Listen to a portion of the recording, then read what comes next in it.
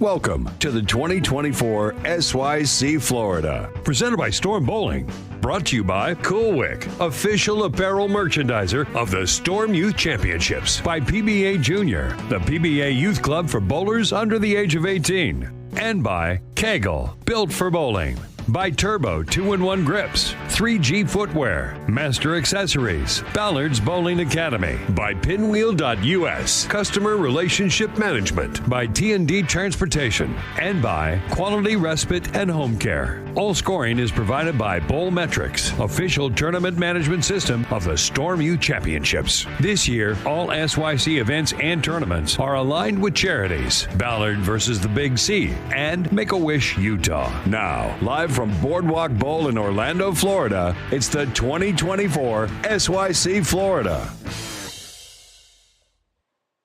Welcome to the 2024 SYC Florida, presented by Storm Bowling. Brought to you by Cool Wick, official apparel merchandiser of the Storm Youth Championships. By PBA Junior, the PBA Youth Club for bowlers under the age of 18. And by KEGEL, built for bowling. By Turbo 2-in-1 Grips, 3G Footwear, Master Accessories, Ballard's Bowling Academy. By Pinwheel.us, Customer Relationship Management. By T&D Transportation. And by Quality Respite and Home Care. All scoring is provided by Bowl Metrics, official tournament management system of the Storm Youth Championships. This year, all SYC events and tournaments are aligned with charities. Ballard versus the Big C and Make-A-Wish Utah. Now, live from Boardwalk Bowl in Orlando, Florida, it's the 2024 SYC Florida. Welcome to the 2024 SYC Florida, presented by Storm Bowling. Brought to you by Cool Wick, official apparel merchandiser of the Storm Youth Championships. By PBA Junior, the PBA Youth Club for bowlers under the age of 18. And by KEGEL, built for bowling. By Turbo 2-in-1 Grips, 3G Footwear, Master Accessories, Ballard's Bowling Academy. By Pinwheel.us, Customer Relationship Management. By T&D Transportation. And by Quality Respite and Home Care. All scoring is provided by Bowl Metrics, official tournament management system of the Storm Youth Championships. This year, all SYC events and tournaments are aligned with charities. Ballard versus the Big C and Make-A-Wish Utah. Now, live from Boardwalk Bowl in Orlando, Florida, it's the 2024 SYC Florida. Welcome to the 2024 SYC Florida, presented by Storm Bowling. Brought to you by Cool Wick, official apparel merchandiser of the Storm Youth Championships. By PBA Junior, the PBA Youth Club for bowlers under the age of 18. And by KEGEL, built for bowling. By Turbo 2-in-1 Grips, 3G Footwear, Master Accessories, Ballard's Bowling Academy. By Pinwheel.us, Customer Relationship Management. By T&D Transportation. And by Quality Respite and Home Care. All scoring is provided by Bowl Metrics, official tournament management system of the Storm Youth Championships. This year, all SYC events and tournaments are aligned with charities. Ballard versus the Big C and Make-A-Wish Utah. Now, live from Boardwalk Bowl in Orlando, Florida, it's the 2024 SYC Florida. Welcome to the 2024 SYC Florida, presented by Storm Bowling. Brought to you by Cool Wick, official apparel merchandiser of the Storm Youth Championships. By PBA Junior, the PBA Youth Club for bowlers under the age of 18. And by KEGEL, built for bowling. By Turbo 2-in-1 Grips, 3G Footwear, Master Accessories, Ballard's Bowling Academy. By Pinwheel.us, Customer Relationship Management. By T&D Transportation. And by Quality Respite and Home Care. All scoring is provided by Bowl Metrics, official tournament management system of the Storm Youth Championships. This year, all SYC events and tournaments are aligned with charities. Ballard versus the Big C and Make-A-Wish Utah. Now, live from Boardwalk Bowl in Orlando, Florida, it's the 2024 SYC Florida. Welcome to the 2024 SYC Florida, presented by Storm Bowling. Brought to you by Cool Wick, official apparel merchandiser of the Storm Youth Championships, by PBA Junior, the PBA Youth Club for bowlers under the age of 18. And by KEGEL, built for bowling. By Turbo 2-in-1 Grips, 3G Footwear, Master Accessories, Ballard's Bowling Academy. By Pinwheel.us, Customer Relationship Management. By T&D Transportation. And by Quality Respite and Home Care. All scoring is provided by Bowl Metrics, official tournament management system of the Storm Youth Championships. This year, all SYC events and tournaments are aligned with charities. Ballard versus the Big C and Make-A-Wish Utah. Now, live from Boardwalk Bowl in Orlando, Florida, it's the 2024 SYC Florida. Welcome to the 2024 SYC Florida, presented by Storm Bowling. Brought to you by Cool Wick, official apparel merchandiser of the Storm Youth Championships. By PBA Junior, the PBA Youth Club for bowlers under the age of 18. And by KEGEL, built for bowling. By Turbo 2-in-1 Grips, 3G Footwear, Master Accessories, Ballard's Bowling Academy. By Pinwheel.us, Customer Relationship Management. By T&D Transportation. And by Quality Respite and Home Care. All scoring is provided by Bowl Metrics, official tournament management system of the Storm Youth Championships. This year, all SYC events and tournaments are aligned with charities. Ballard versus the Big C and Make-A-Wish Utah. Now, live from Boardwalk Bowl in Orlando, Florida, it's the 2024 SYC Florida. Welcome to the 2024 SYC Florida, presented by Storm Bowling. Brought to you by Cool Wick, official apparel merchandiser of the Storm Youth Championships. By PBA Junior, the PBA Youth Club for bowlers under the age of 18. And by KEGEL, built for bowling. By Turbo 2-in-1 Grips, 3G Footwear, Master Accessories, Ballard's Bowling Academy. By Pinwheel.us, Customer Relationship Management. By T&D Transportation. And by Quality Respite and Home Care. All scoring is provided by Bowl Metrics, official tournament management system of the Storm Youth Championships. This year, all SYC events and tournaments are aligned with charities. Ballard versus the Big C and Make-A-Wish Utah. Now, live from Boardwalk Bowl in Orlando, Florida, it's the 2024 SYC Florida. Welcome to the 2024 SYC Florida, presented by Storm Bowling. Brought to you by Cool Wick, official apparel merchandiser of the Storm Youth Championships. By PBA Junior, the PBA Youth Club for bowlers under the age of 18. And by KEGEL, built for bowling. By Turbo 2-in-1 Grips, 3G Footwear, Master Accessories, Ballard's Bowling Academy. By Pinwheel.us, Customer Relationship Management. By T&D Transportation. And by Quality Respite and Home Care. All scoring is provided by Bowl Metrics, official tournament management system of the Storm Youth Championships. This year, all SYC events and tournaments are aligned with charities. Ballard versus the Big C and Make-A-Wish Utah. Now, live from Boardwalk Bowl in Orlando, Florida, it's the 2024 SYC Florida. Welcome to the 2024 SYC Florida, presented by Storm Bowling.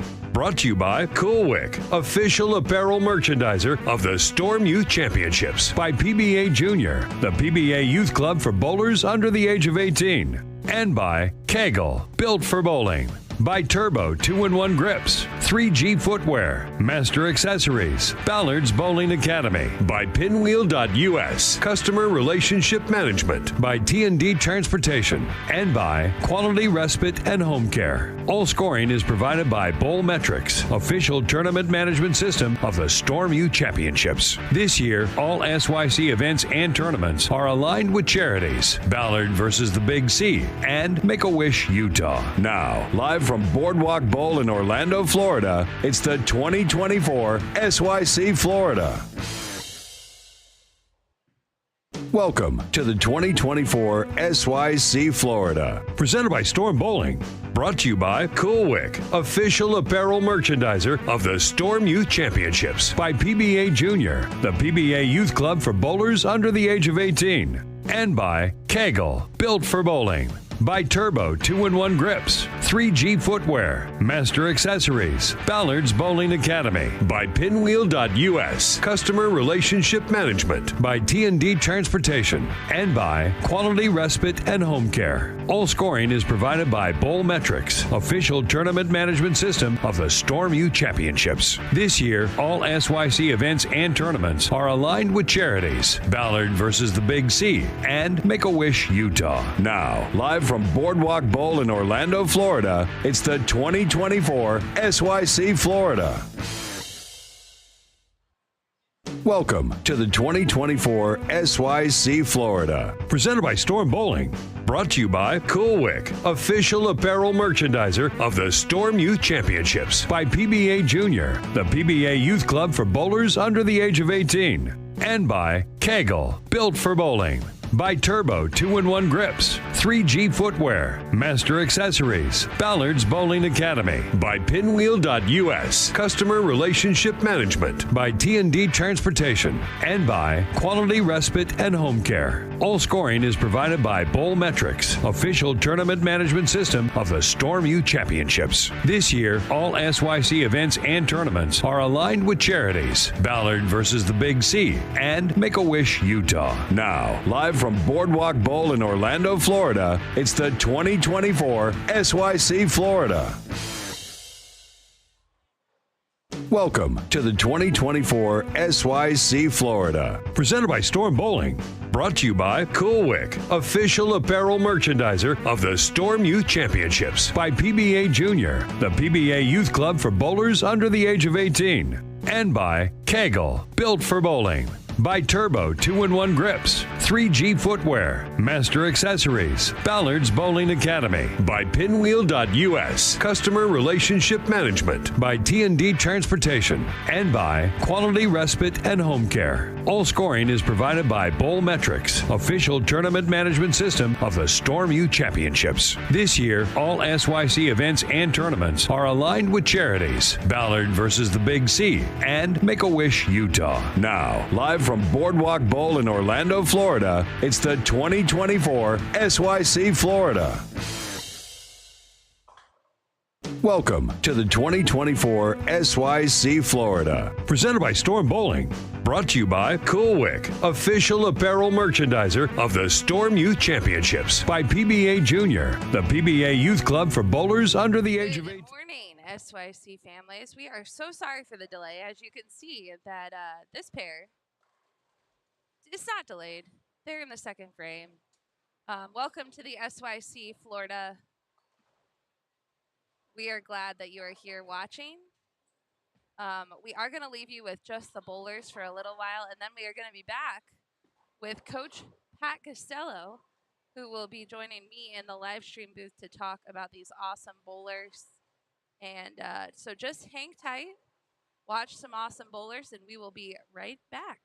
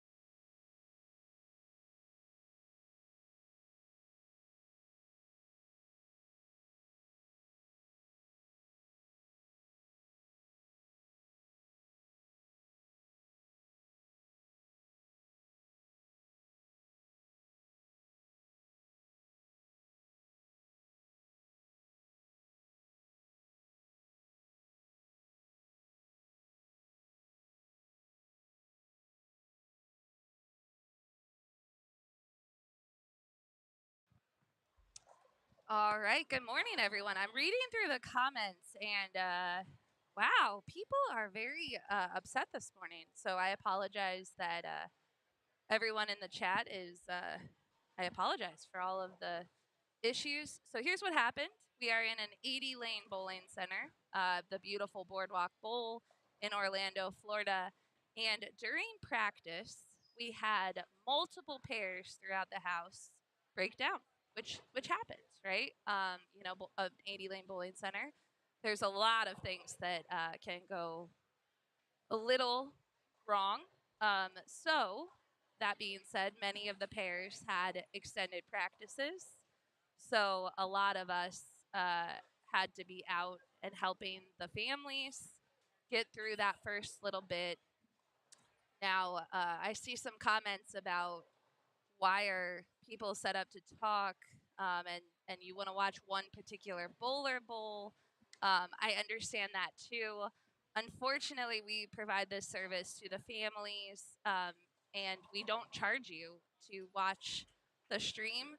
So we only can show about 4 lanes. I might extend it in the afternoon depending on how the morning goes. But at this time, we're only showing 25 through 28. We might be able to catch a little bit more.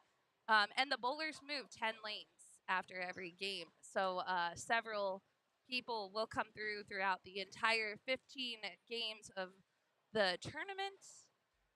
And, it's funny because I was all set up with Pat Costello to come on and talk with us. And Coach Pat will still come into the live stream booth later today.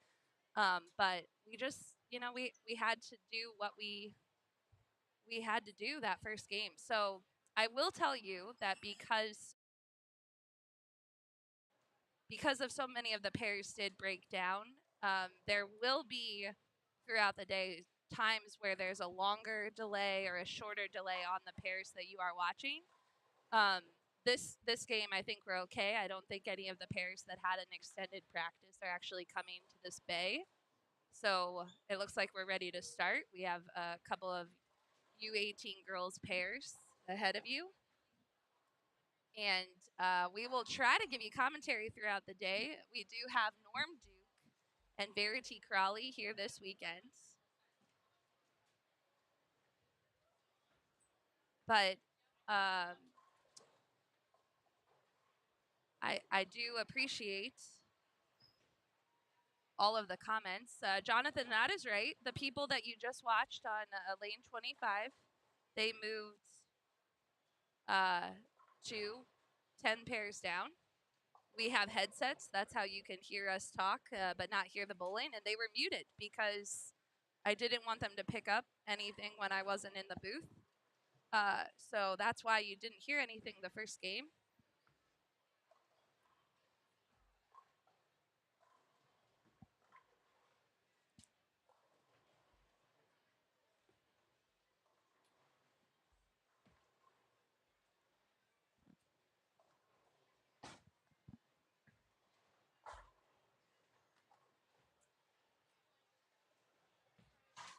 We do have some great bowlers in front of us. Miss Natalie Yale is stepping up on lane 26. She's bowled a few SYCs now.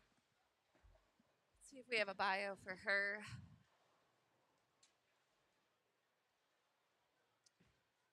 Natalie is from Johnson City, New York. She bowls at Ideal Bowling Center. She's 16 years old. She's bowled 3 to 5 SYCs in that range. This year, she led her school team to a second place finish at states after winning at sectionals and state qualifiers. And she maintained a 218 average for that event 1 week after bowling her very first sanctioned 300. She wants to say hello to her coaches, Eric, Tony, Sarah, and Rick. Her mom, Riley, Cooper, Grandma, and Papa. Thanks to SYC FX Pro Shop for all their help. And hello to Kelly Kulick.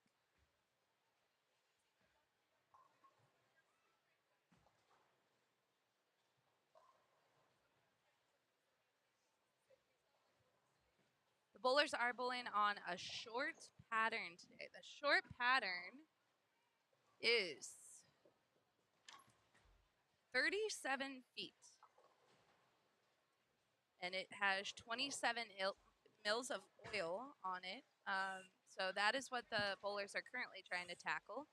Short pattern usually plays the trickiest at the SYC, but we will see how the Florida bowlers fare on these patterns developed by KEGEL.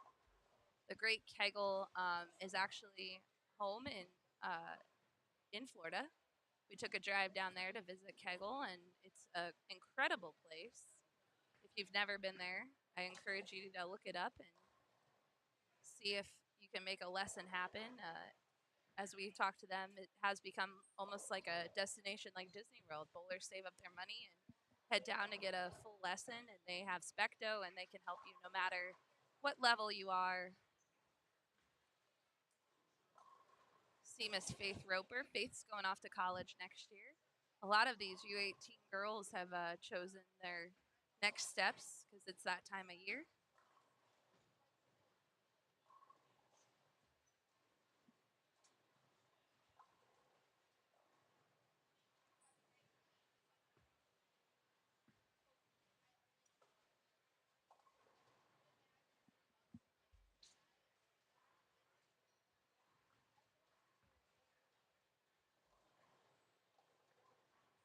Faith Roper is from Woodstock, Georgia. Favorite practice bowling center is Cherokee Lane. She's 18 years old. She's been bowling SYCs for a very, very long time, and she's bowled more than 10. She bowled 288s at a SYC, and she recently signed on with Oklahoma Christian University. She loves to film and edit her YouTube videos, and she is on a mission to spread awareness for people that struggle with mental health.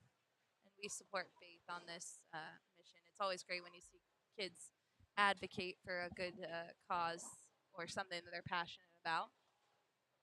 She wants to thank all her family and friends that have supported her throughout her bowling career.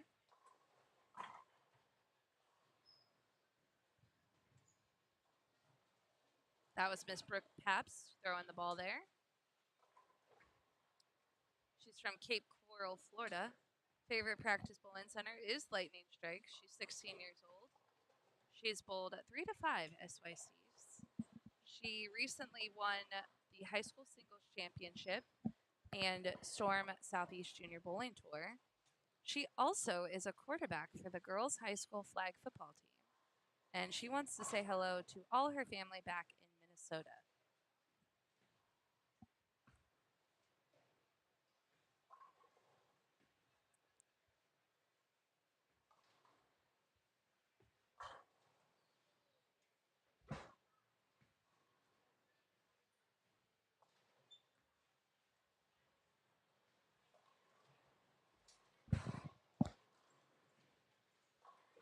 All right, I see your comment that the audio feed seems quiet, so I just turned it up a little bit. We'll see if that helps out.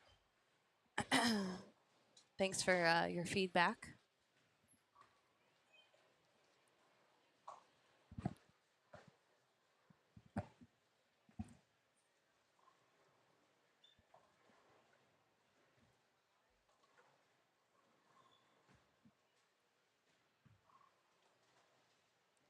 Great spare there. Spares are going to be very crucial.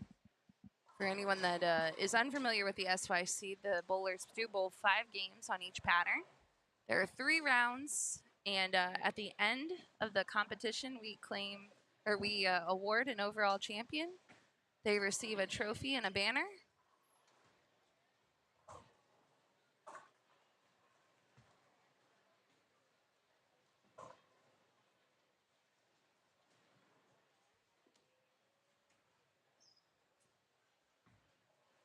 Good morning, Jennifer.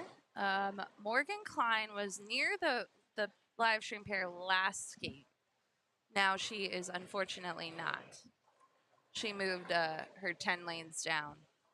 They're doing a big move this weekend, so you might see her a little later.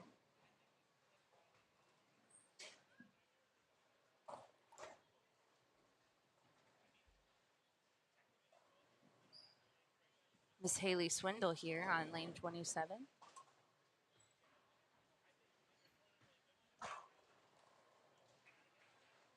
Nice shot.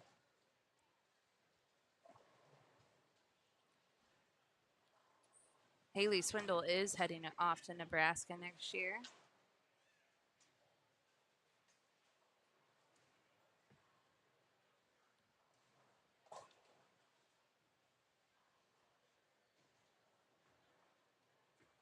And she picked up a PWBA regional title this past year already as a youth bowler. She won the PWBA Northern Colorado Regional.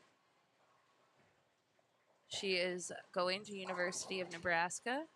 She did earn scholarship money to go there. And in her free time, when she's not bowling and winning tournaments, she loves to fish and hang out with her family and friends. She wants to say hi to her grandma and grandpa and uncle from Ohio, also her mama in Alabama. And she is from her hometown is Sharpsburg, Georgia. That was Miss Haley Swindle. We also see Miss Alexa Escamilla on that pair. And I cannot see this young lady's first name because she has beautiful long hair that is covering her name, and they do not put the names in the score. So I am going to try to get a sheet with their names, but as we mentioned, there are a lot of things happening in the bowling center, so hang tight with us while we get through the beginning of the event.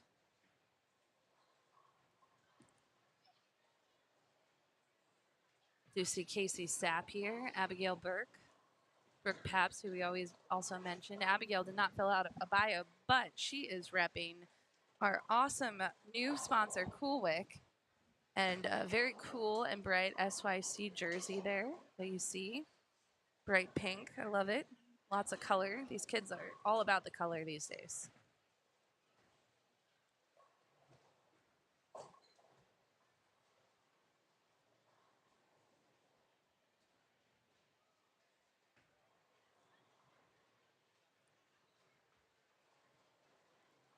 Shot by Brooke. She covers up that 7-pin.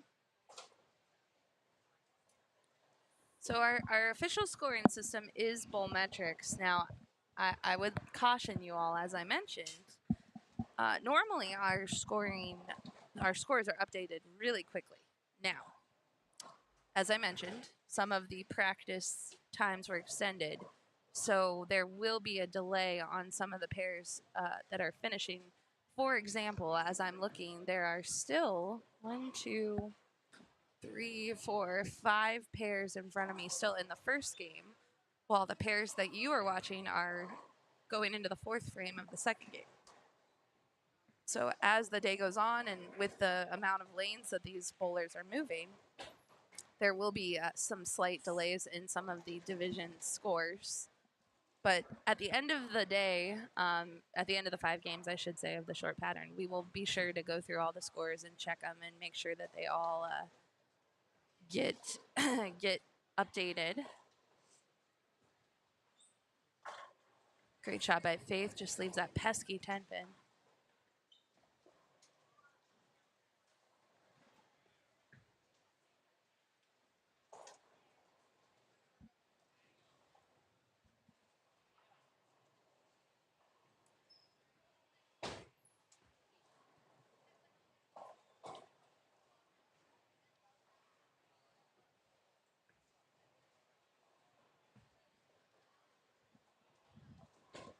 Miss Alexa here on lane 27.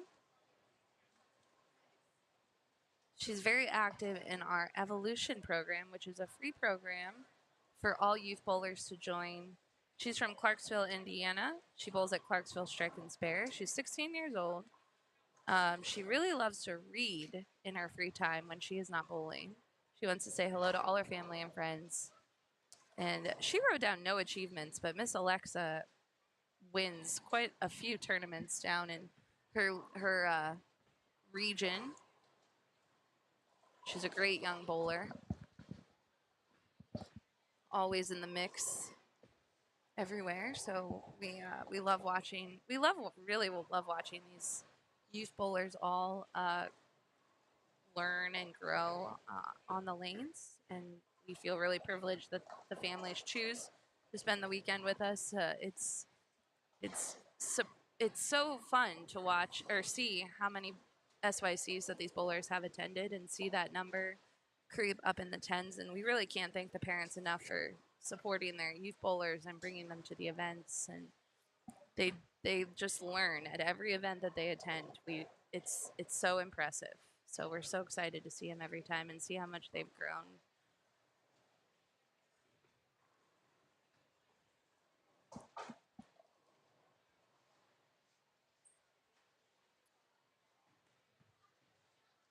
Another cool Wick jersey here on 26.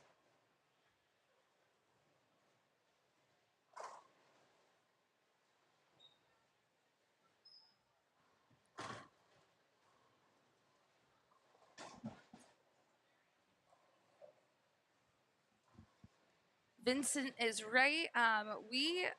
We are getting the tournament up and running, and we will have Verity and Norm. I haven't seen them this morning. As soon as I see one of them walk past the live stream booth, or if I hear that they're in the building, they will come in and do some commentary, and they'll be able to answer any questions that you may have.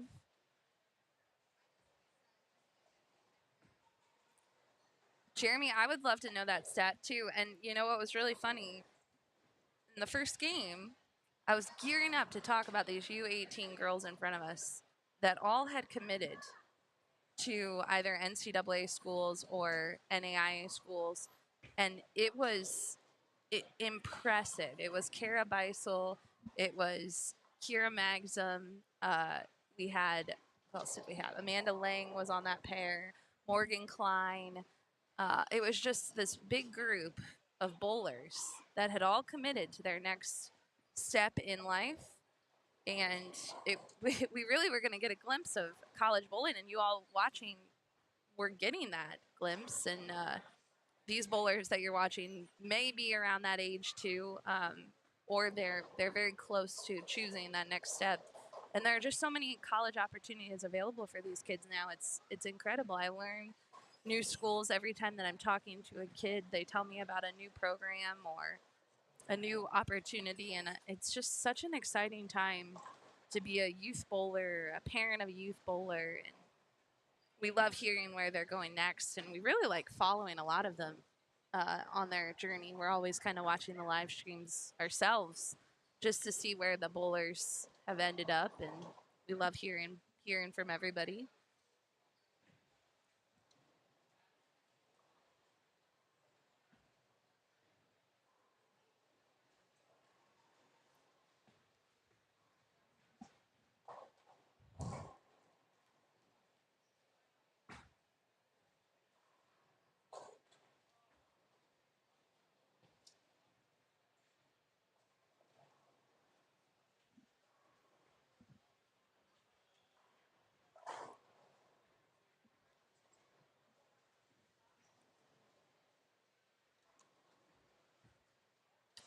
Just to the right of the screen, you see Miss Scavage there.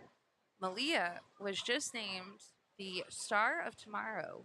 The Alberta E-Crow, that award is a national USBC achievement. They choose one youth female bowler, and then one male bowler is also the Star of Tomorrow, and that is William Smith this year, who also bowls some SYCs. So super proud of Malia. She also had a great run at a PWBA regional recently. So these kids work hard, and they never stop bowling. Every weekend, they're off to another tournament.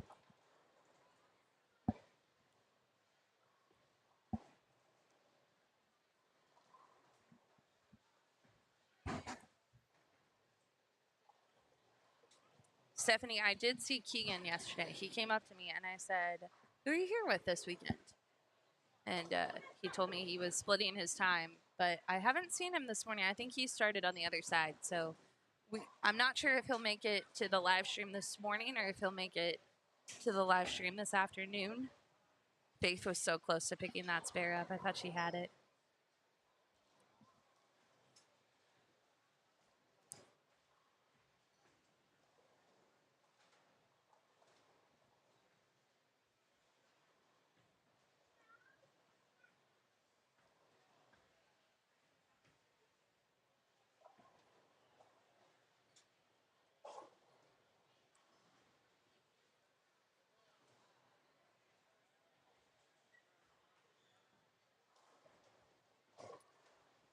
Oh, such a good shot by Brooke.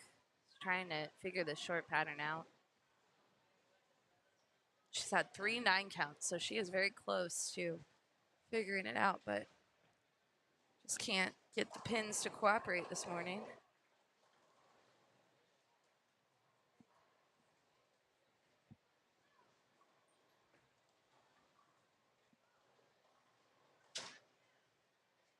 Jaden there, she got out of trouble.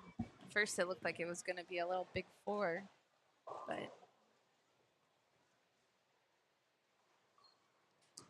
so as mentioned, you know, if you are waiting for a bowler, Stephanie knows the drill, so she knows that the bowlers move. But if you are a first-time family watching the stream, the bowlers will move 10 lanes to their right after every game. So in a few minutes, these bowlers will be changing and going down to their next set of pairs. And then it looks like we have, I think the U12 group might make it down here on the next grouping.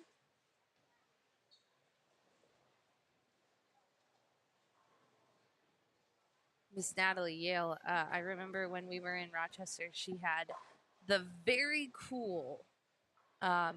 She told me that she picked up this brand new bag. She got the 3-ball Rolling Thunder signature, which is the one that rolls like a suitcase with 4 wheels, and she had it at the event in Rhode Island, I believe, or Rochester. I can't remember if it was New York or Rhode Island this year, but it was super cool and it stood out because, you know, in the paddock, there's not a lot of space for bowling balls, but that bag can stand up on its own. And it was just standing there and it only took up a little square of space. Stephanie, I did see Ellie Kate this morning. I was actually hanging out on her pair.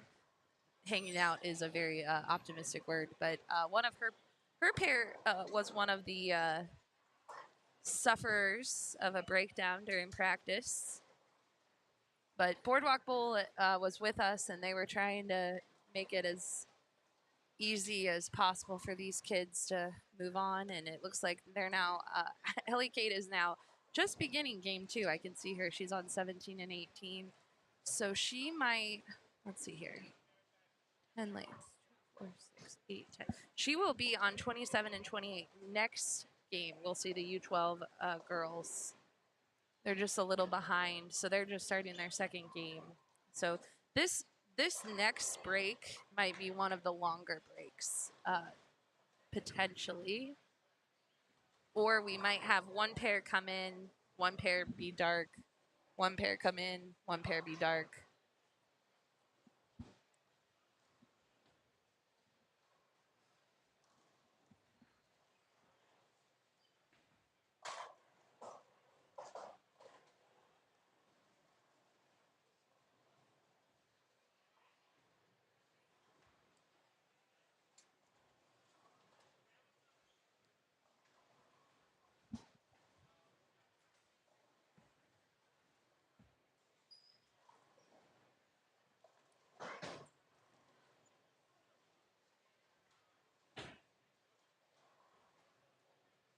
We see Miss Bella Santala is on 28 here.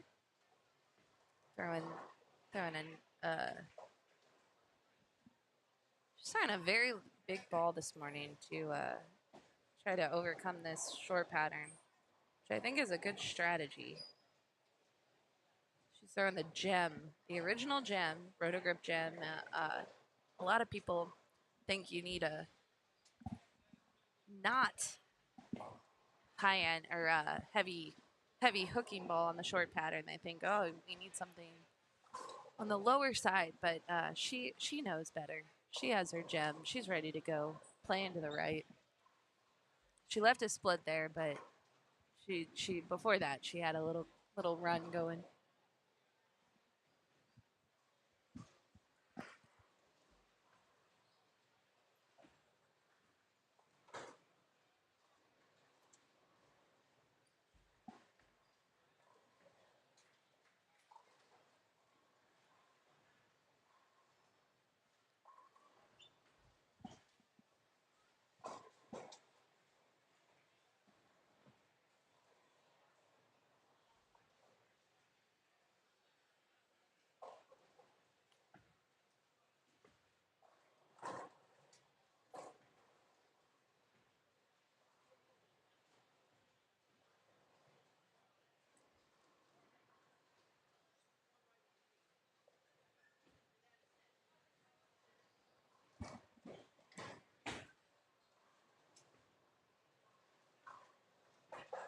I see Nana Starkey in the chat.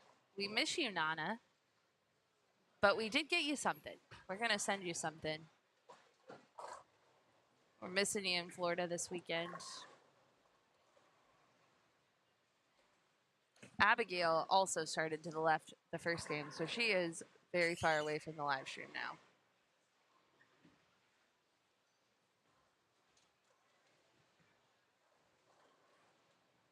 See if Haley can get a double here. Haley, I like where she's playing the pattern. She's just not getting the breaks. She's had a couple splits.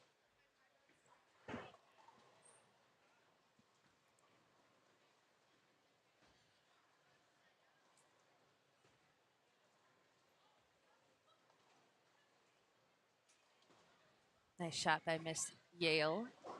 She has a very, she has, of 6 frames, 5 spares. One open, but she has a very, she's working hard for this game here.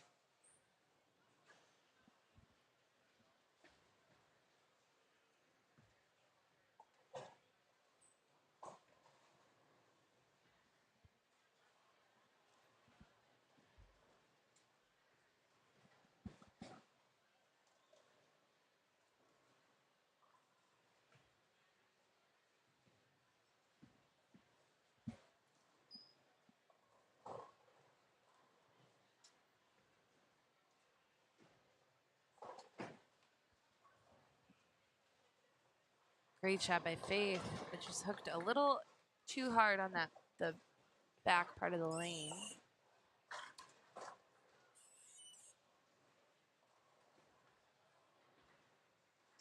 Transition probably will happen pretty quickly. Right now the girls are following the girls, but as soon as some boys pairs are mixed into what they're following, there's going to be some transition. As mentioned, this is a 37-foot pattern, 27 mils. Oh, such a tough break for Faith, but she'll jump back. She'll bounce right back.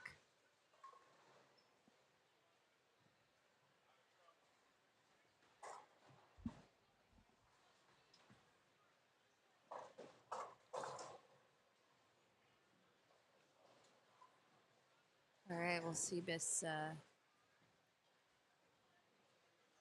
Casey here. Casey, I like Casey. Well, Brooke is going to bowl first on 26, but Casey on 27 has a very cool shirt. She has a flamingo-filled shirt, which pretty appropriate for Florida. She's from Lexington, Kentucky. She bowls at Galaxy Lanes. She's 17 years old. She placed 4th out of 259 bowlers at the U.S. High School Nationals. And she used to show dogs before she became serious about bowling. And I am joined in the booth by none other than Verity Crawley. Hello and good morning, Blair and everyone listening. You can't hear. Oh. Can you hear? Yeah. You can hear. I can't hear you. How about now? Better, yes. Okay. Well, good morning, Blair. Good morning, everybody that is watching bowling bright and early this morning. Good morning, Verity. How are you? Oh, it's been a morning. It's been quite the morning. But you know what? The bowlers are here. We're sort of bowling. I mean, I walked in and everyone's bowling, so I don't see any issue here, Blair. Okay, good. I'm glad. Good timing. It looks great on my end. Good. I love it. Obviously arrived at a good time. Yeah, you did. We don't need to talk about the bad that happened. No. All we need to focus on No, but is the good. what we are going to remind viewers, we're going to have a slight delay, I think, potentially after this. Although this is going to be an interesting day because I think we're going to always have one pair going and one pair not. So it's going to be fun. We're going to have fun. So it's good. We'll watch some bowling. They get to bowl. Everything's going to be fine. Okay, so Verity, Haley Swindle here on lane 28 has already gotten a PWBA regional title, and she's still a youth bowler. I love that. I love that she's been bowling the PWBA regionals, and I think that's one of the most amazing things about that PWBA regional program that they launched is the opportunity for youth bowlers to be able to compete. Absolutely, right? And I think it's a great way to get their feet wet, right? They can see where they fare. Although Haley went out and was like, I'm I'm ready. going to beat everyone. 100%. But that, that's going to give her confidence. And, I hope that gives her some hopes and aspirations to want to then go on to the national tour once she's ready for that, Yeah. And even throughout college, if she decides to go to college, She's going to Nebraska. Okay, Yes, perfect. yeah. So she has that opportunity if she wants to be able to compete in some national events as well. Yeah. Good for her. I hope that everyone here has an opportunity, especially on the female side, to bowl in some PWBA regionals. They're doing them all around the country, and I think it's a fantastic opportunity. They expanded them a lot this year. It's impressive. Like they really do see most of the country. Yeah, and they have a huge finals. They have a PWBA regional showdown at the end of the year as well. So everyone who has won a regional title gets invited to that, and then everyone has the opportunity to partake in that as well. And it's a pretty big event. It's actually down in Orlando. Oh, wow. In Aloma Bowl, which is a partner to Boardwalk Bowl. That's cool. Awesome. 37 feet, 27 mils. I'm glad you told me that because I hadn't even seen the pattern. Okay, there you go. So that is their short pattern that they are facing this morning. Would that if you looked at this pattern, would you be excited, or would you be like, "Oh man"? Of course, I'd be excited. I want a bowl. Actually, if there's a spare pair going or they need someone to sub, fill me in. I have my stuff in the car. I'm ready. Well, at the beginning of the day, we had some spare pairs. I don't think we do anymore. And that, people, is the behind the scees of running a tournament. Yeah, and I think everyone listening should appreciate the hard work that goes into, allowing. How many athletes do we have bowling today? This is our biggest SYC of the year, actually. We have 210, give or take. We always have a couple bowlers that, something will happen, travel, whatever. But 210 is a full field. So the logistics of arranging 210 kids, essentially, to be able to bowl, I think is fantastic. So I think everyone should give Blair and Leanne a round of applause. Oh, Leanne does all of the work. So hey, you're here too. Thank you. I appreciate it. You are here too. I do appreciate it. But back to the pattern. Yes, I would. I mean, so Norm and I had this conversation yesterday in our Q&A about favorites and how you shouldn't get something stuck in your mind that you like it or you dislike it. And, I would say that that's something I also need to be better at because I see 37 foot and I'm like, oh, 37 foot, right? Yeah. But that's bad. I'm getting that stuck in my mind and the mindset of I'm not going to like it. And that's creating this preconceived notion. And if I have that thought in my mind, then of course I'm not going to bowl good, right? If you see a certain pattern and you kind of dread it, well, you're going to probably bowl bad. Absolutely. So you have to go into everything with an open mind and look at it and think, no, like, I'm going to bowl good today. Yeah. So I'm looking at this pattern and I'm thinking I want to bowl on it. Yeah. Yeah. That's a good strategy. It's funny you mentioned because we were talking about mindset in the check-in room because we had the trophies all on the table and some of the bowlers were picking up the trophies and doing like acceptance speeches. And I we're love like, that is great. Like just dream, like make it happen, right? 100%. There's something about speaking it into existence. So if you wake up in the morning and you say, I'm going to win SYC, and you constantly think that and repeat that to yourself, well, it automatically gives you the confidence that you will win because you are telling yourself that you will. And again, does that mean that you're going to win? Not necessarily, but you are more likely to put front a good performance than if you wake up and you're like, today's not going to be good. Right. And you're going to find a way for it not to be good. I have to bowl on the short pattern. Oh, exactly. Like, my look yesterday wasn't good. And it is all about, I'm huge on the mental game and I'm a firm believer in mindset and our thoughts. I love that. Larry would like to know where you're from. Larry, where do you think I'm from? Let's play a game here. Yeah, really. So, Larry, I would like you to comment back and tell me where you think I could be from. And for those that don't know, Verity, who's commentating with us, although I just gave it away if they Google you, but Don't Google me. She is a two-time PWBA champion. It feels like more. It's going to be more. I See? love that. I'm speaking Yes. it into existence, Blair. We're starting early. Yes. It feels like more because I've made a good amount of TV shows in my career. At least I like to think it's been a good amount. Yeah. I finished second quite a few times. And Larry, yes, you're correct. I am from England, but I am currently living in the US. I moved to the US when I was 18 years old to bowl collegiately at Weber International University. And I've not really left since. Well, we love that you're here. You're a hard worker. And a lot of people fall. I know Hosan was watching earlier. And I spoke to him this morning. Hi, Hosan.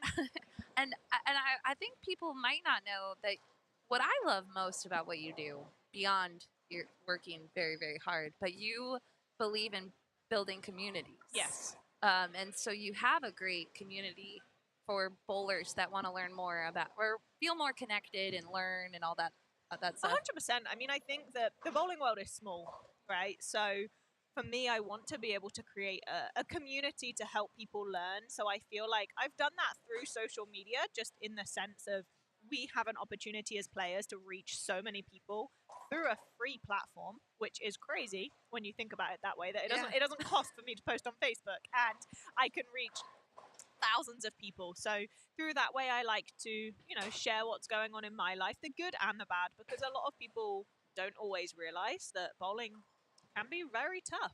And Yes. I bowl at the top level. I'm a professional bowler, but I don't strike all the time. And I like to show that. And then I have my own online community that I formed in COVID that is a small knit group of people that, I don't know, I'm just so fortunate that I created it, and I have a group of people that support me, but they also push me to be better as well. Like, yes, I'm giving them a lot of information on the sport of bowling, and I'm trying to share my knowledge with them, but they also want me to be better. And I think that's a very cool thing that I have created. Yeah, they root you on when you're traveling, but Yes. I love, like, I see Hosan post a lot about practicing and bowling, and you really have shared your dedication and your hard work with them, and it does pass on, so I just love it. I should probably watch some bowling, eh? Well, I was looking up and doing some math, which is tricky for me at times, but the scores are very medium, I would say. I don't see a lot of high scores, which is something we tell the bowlers too. Some bowlers like Brooke here, I believe this is Brooke on 27, she seems to have figured it out in the back half of her game.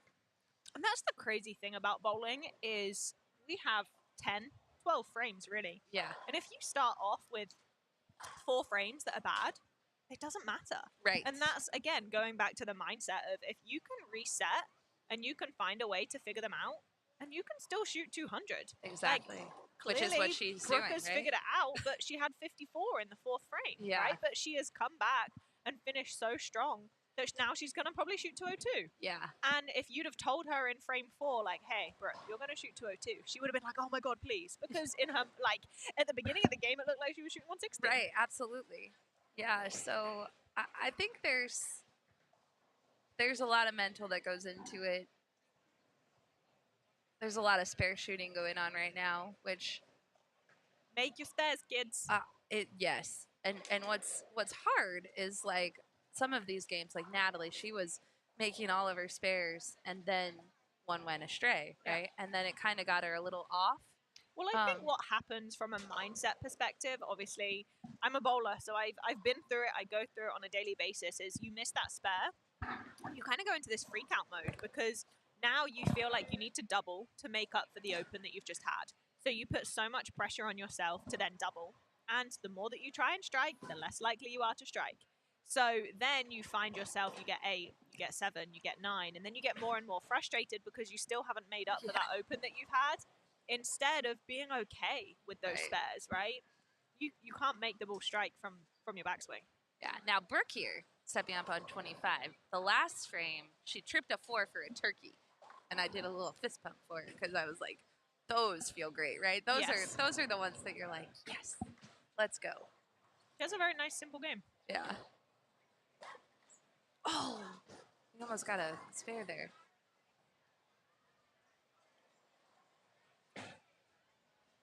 That one went a little far to the right. Yeah, so this bowling center on shore, I think it's going to be quite tricky because this bowling center tends to play better when you're more up the boards, when your angles are a little bit straighter. Now, sometimes you have the possibility on short to be able to do that, but depending on your ball speed, depending on what bowling ball you're throwing, it can make you want to create a decent amount of angle. And I don't think angle in this building is very good, which is a reason why Verity's never really bowled that great here, because I love angle. And it took me a long time to actually realize, like, okay, I just have to find a way to play straight at Boardwalk, right? Yeah. I'm trying over and over again to hook the lane and play like I want to play, and you oftentimes have to play what the bowling center wants you to do. So if I was bowling right now, I would be doing everything I could to be a little bit straighter through the front part of the lane. Likelihood I would start with urethane, and then I would probably use speed and manipulate my hand so that I could stay a little bit straighter through the front part of the lane. Now, who inspired your game? Because you do, for a female, you do play with a lot of angle, right? Was there a bowler that you watched? So Zara Glover, now Zara Giles, was a British 10-pin bowler who bowled for Team England. She's won an abundance of medals. And she was the first adult female bowler that I really saw that I was like, oh, she hooks the ball. And I felt this connection to her because I could never control my bowling ball. From a young age, my ball was hooking too much. I had really slow ball speed and I had a lot of axis rotation, which back then I had no idea what that was, right? So for me, when I saw her, I was like, oh, like she's another one like me. Yeah. But that was really it. I wasn't very aware of professional bowling growing up. I, was in England. We didn't have PBA Tour in the UK. Right. That was all happening in the US, and I didn't really have access to... Plus, there was a little absence in the PWBA Tour. Tour, yeah. Well, it wasn't around, really.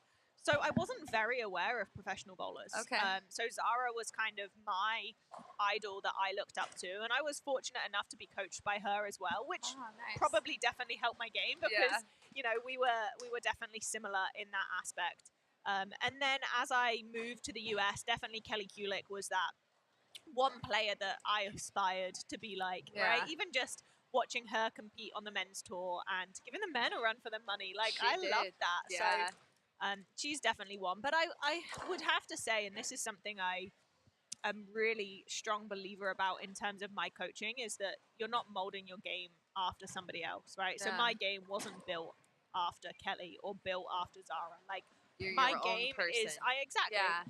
I'm my own person. There are a few characteristics that are taken from, the textbook way to bowl.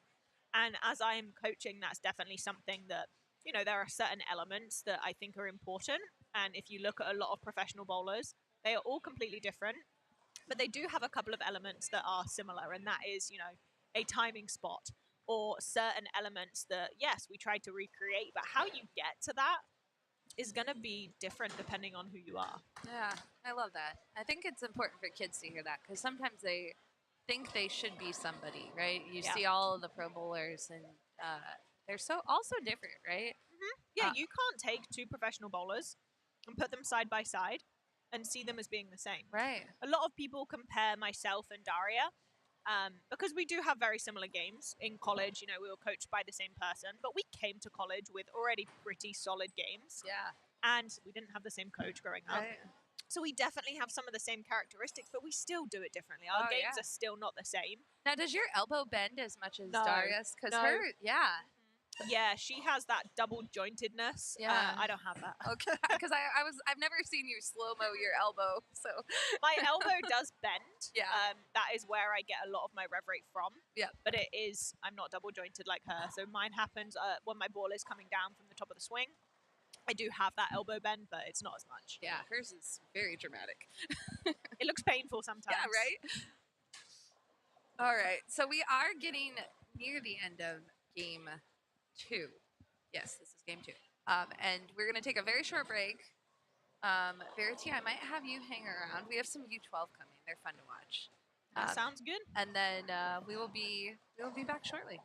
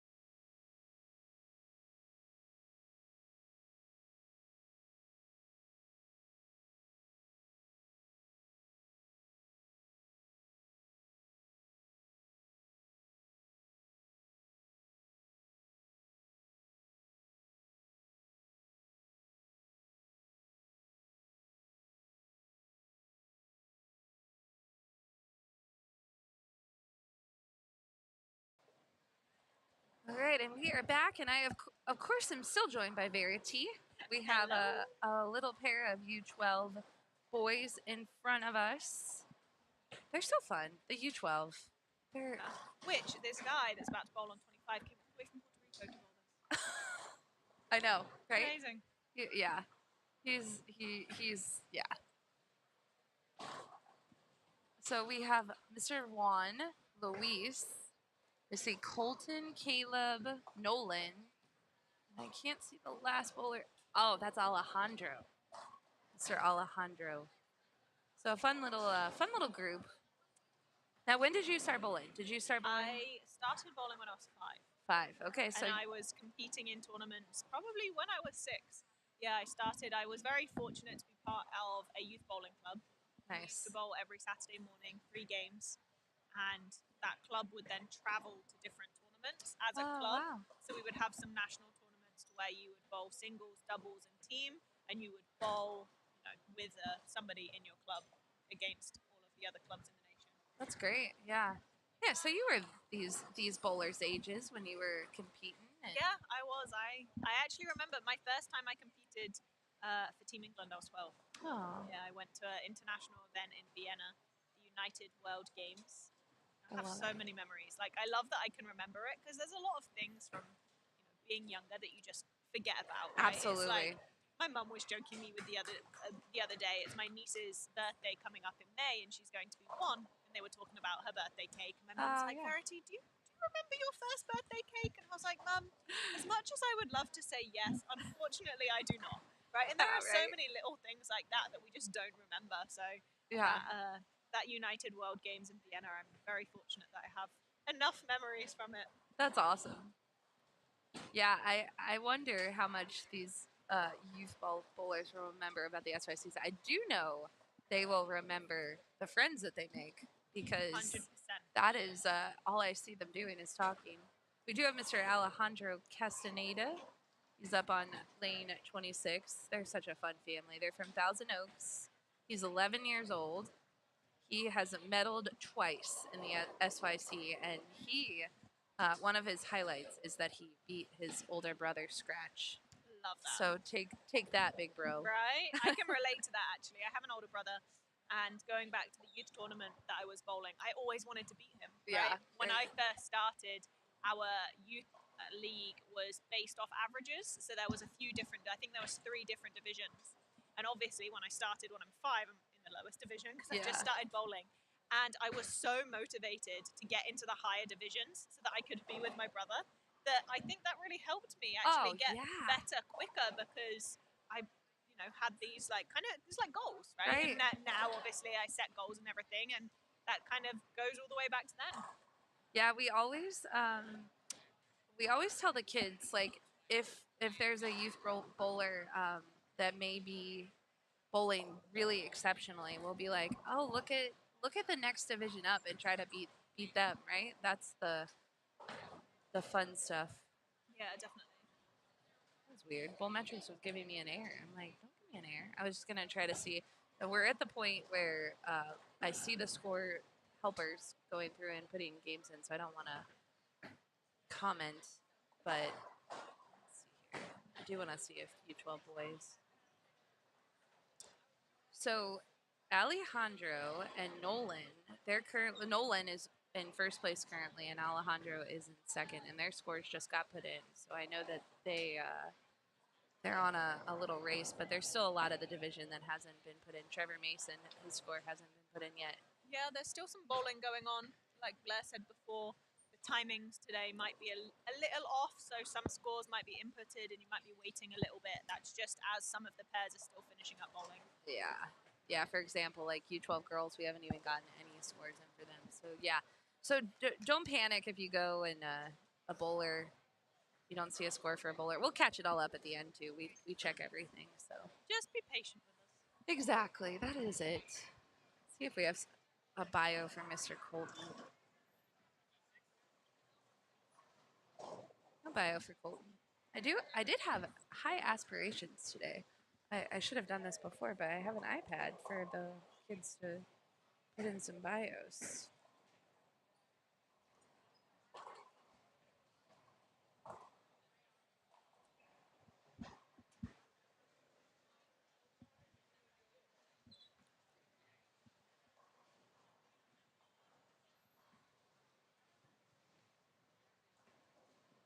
Verity, you were born the Masters.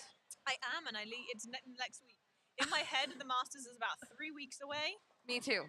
and this is my last weekend. I leave next Friday for the Masters, and we have the practice session next Sunday. So it's crazy, actually. It's come around so quickly. Like back in January, I was like, so long to prepare. That was it. The season is right around the corner, too. Yeah. Not to freak you out or anything. Thanks. No, I'm ready. Actually, like if the season started tomorrow, I'd be okay. Yeah. Whereas if you'd have asked me that about 2 months ago, people are like, "Are you ready for tour?" And I was like, "No, not yet. Like, really. give me more time. Like, I needed more time to prepare." But now I feel very ready. I'm really excited. A little over a month, right? We have the first event is April or May? May. May. Yeah, Okay. May 1st is our first event. So. Yeah. So you have a month. You're good. You got plenty of time. No, I do. Yeah, it's all good. Like I said, even if it was to start tomorrow, I would be ready. But Yeah. we have 1 month, 16 days, and 3 hours. Not that I'm counting. No, not counting down. So what have you done in the off season to prepare? Right, you're one that kind of never stops bowling, right? Yeah, exactly. So this is actually the most time off that I've probably had. Well, maybe not true. COVID, obviously, Yeah. was a lot of time off, and when I went back home to the UK and I couldn't bowl. Anyway, the answer to the question: a lot of bowling, obviously. I try and compete as much as possible. I think that competitions are the best form of practice. So I bowl a lot of local sweepers. I do live in Florida, and we're very fortunate to have a lot of local events on sport shots. So I do that. I obviously practice a lot, and there is a lot more that goes into it. I've been very focused on my fitness, probably since, it's always something that I'm aware of, right? Yeah. But since January, I actually got back from a bowling cruise. We bowled an event on a cruise ship. Yeah.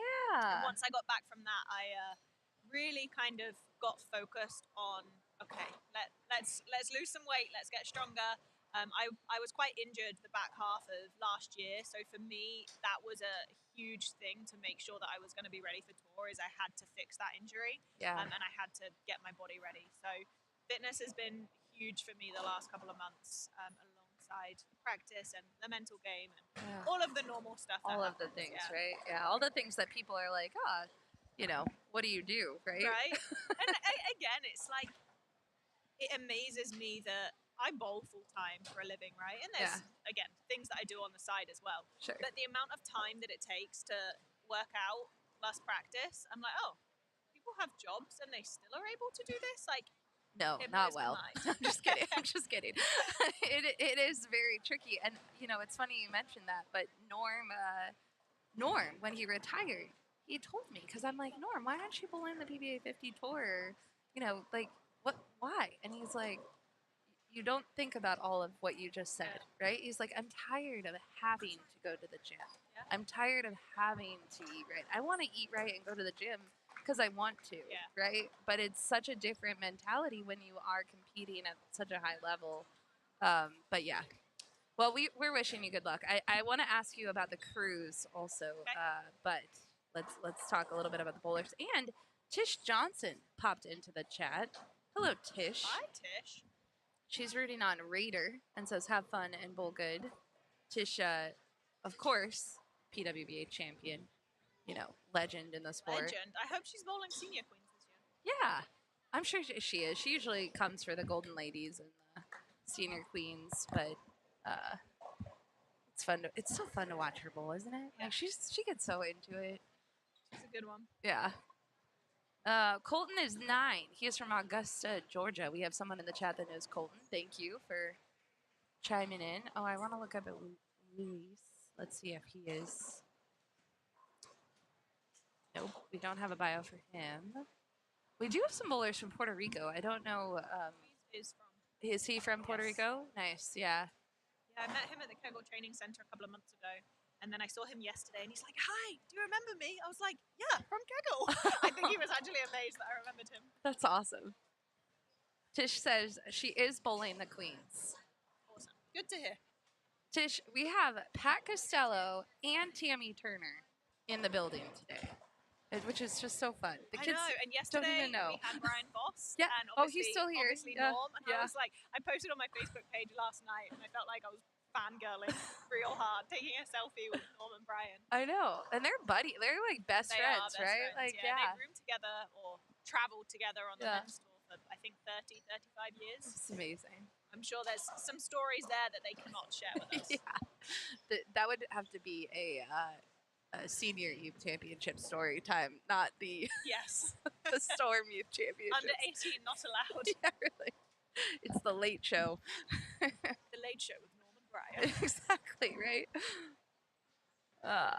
Tish also has been going to the gym and getting in shape because she says I'm older and trying to compete with you girls. But honestly, I mean, even at my level, you know, we think about the schedule that we have and the amount that we are bowling. If you don't have some form of endurance, you're not going to be able to handle it. You know, yeah. bowl 16 games in one day and have to get back the next day and be up at 8 a.m. and bowling all over again. And it takes a toll on your body when you're doing that for 3 months in a row. And I think that's where a lot of injuries do come, just because we are using our body so much that I, at this point, have to do everything I can to try and help prevent that. I'm going through my first real injury in my life. I injured my tailbone. Oh, that is... Yes, I did it in January, and I have to say, for anyone that experiences any type of back pain in their life, I have all the sympathy in the world at this point. I did before, but now I've experienced it. So luckily, it seems like I didn't do too much damage. But injuries are no joke. Yeah.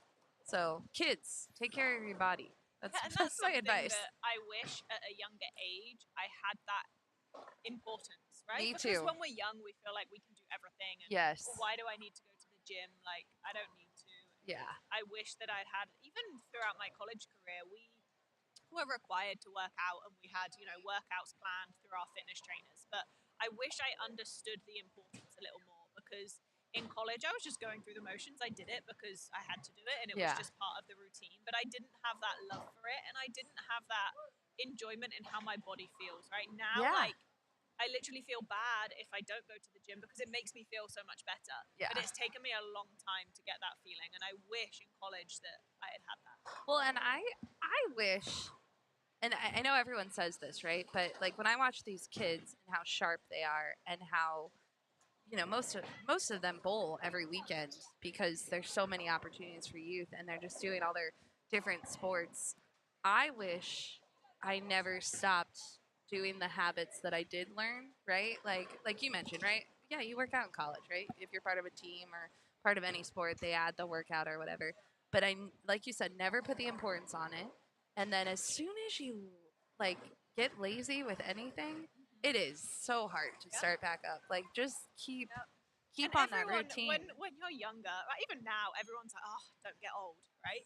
And you're like, whatever. Yeah. But like now, as you start to get older, you realize, oh, kids don't get old, right? Right. Part of that is looking after your body, and I think that not everyone, but a lot of people will have that realization as you get older. Yeah. And it's like, how can we realize that when we're younger? I know, and I think some people do, and kids, if you're listening, be that person. Be the person that just is like, yeah, I'm gonna stick with everything I'm doing now, right? Like, and it's hard. Your life changes, right? Like, you have 100%. Different commitments. You might have a job that, you know, takes a lot of your time. But anyway, all right, back to bowling. Back to all the fun. The young kids that... Yeah, we now have 27 and 28 in action. Our little U12 girls. We have some... Little Ellie Kate. She is a fan favorite. We also have Alyssa Randisi, who is on a back-to-back streak of SYC titles. I don't know if you can guess who her favorite pro bowler is. Looks like, by the outfit, it looks like Stephanie Johnson. Ding, ding, ding. Ding, ding, ding. I got it. Okay. Yes, she is.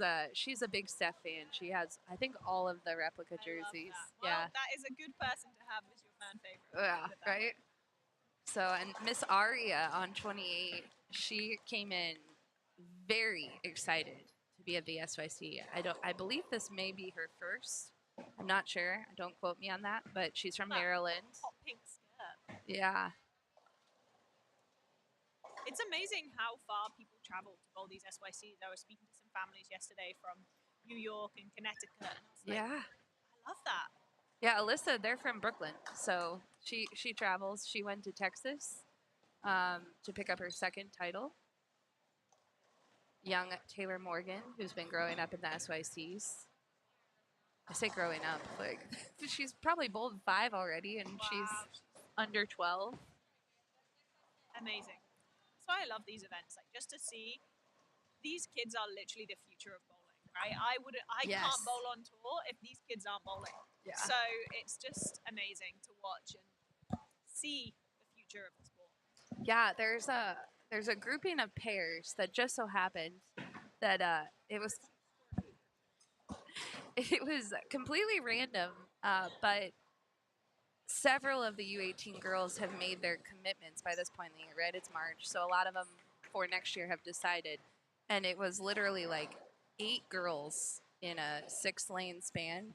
All are going to be bowling collegiately, and I'm like, you guys are getting a glimpse at the next year of college bowling right now, or next 4 years really, because they'll be at their chosen programs and competing. And the amount of college programs that are out there now is also pretty.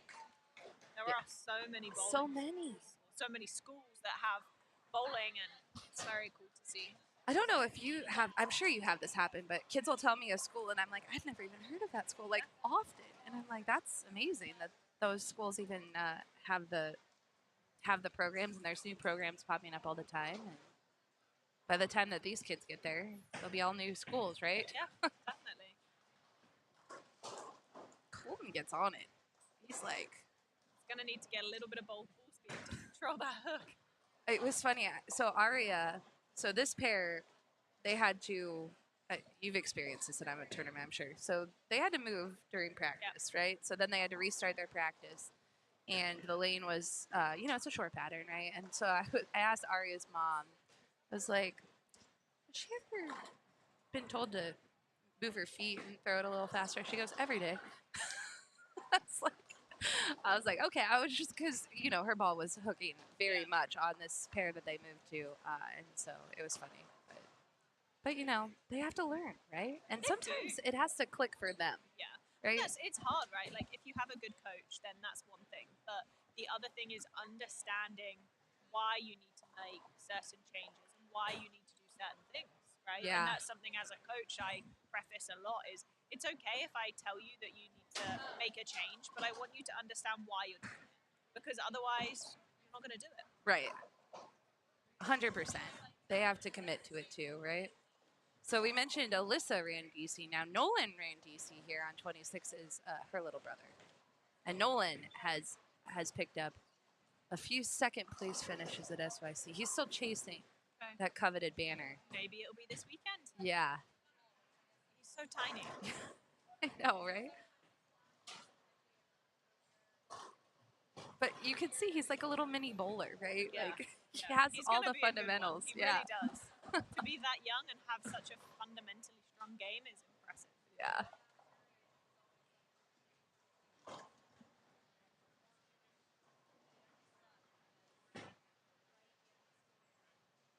I like Olivia's game too on 27. She looks like she might be at the older end of the U12 is so interesting, right? You have kids that are like 7, 8, 9, 10. And then when they're really like 11, 12, they have either dramatically hit a growth spurt or they're just, they're, a foot taller than the rest of the competitors. But sometimes you're extremely surprised that they're only 12. And I'm like, you sure you're not 16? yeah, right. Can we see that? It was funny. I was in check-in on Thursday, and I've never had this happen, but apparently some youth tournaments are very strict on their age requirements, and a mother came in with her child's passports to prove their birth dates. Wow. And I'm like, no, we believe you. It's okay. It's all right. We checked on the USBC. They keep track of it too. So, but it was fun. I've never had someone bring in a passport. Okay, we have a question for you. Keegan, who met you in Australia at a clinic. Hi, Keegan. He would like to know, how do you know if you get a bad pair of lanes, and how do you mentally combat through a bad pair? Because he's had issues with that lately. There are no bad pairs. There you go. Keegan, it's all in your mind. If you think a pair is bad, then you're off to a bad start. But what I would say, is that every single lane is different. So I'm not even saying every pair is different. Every lane is different. So in front of us, we're watching lanes 25 and 26. Well, lane 25, you have to have the expectation that it's going to play different than lane 26. So I think if you can really look at each lane being individual, it helps you to figure them out. Absolutely. Now, there is always going to be a challenge. So there is always that mental kind of thought process of, okay, well, this one's maybe a little bit tricky. But as long as you can stay calm and stay present, then it will be easier to figure out. In the end, you just have to pay attention to what is happening on the lane and make your adjustment. But again, each lane is individual. So if you make that adjustment on lane 26, that doesn't mean you're making that adjustment on lane 25. You're doing whatever lane 25 asks. I can't remember who said that. Someone said that recently, and it was like mind blowing for myself, right? Because I've never even done that. And looking at every lane differently is so key, Yeah. right? Just because it's a pair Right. doesn't mean that it's the same. And in a way, it's, well, what determines that it's a pair, right? It's Right. a pair because, yes, we are bowling on one lane and then the other lane, and we're going back and forth on that pair, but it is an individual lane, and there is no way that those lanes can be the same, No. right? When you actually think about the install process of when they are laying those lanes down, sometimes, depending on the install and the brand of lanes, the pair might not be installed together.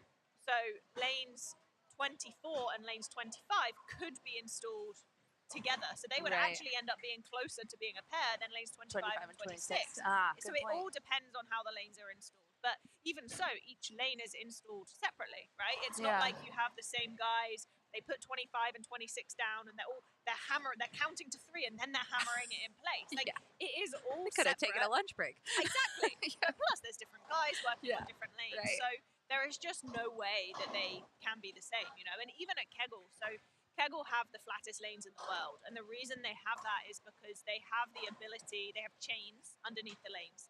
So they have the ability to change that lane topography. So they Yeah. were able to make them flat.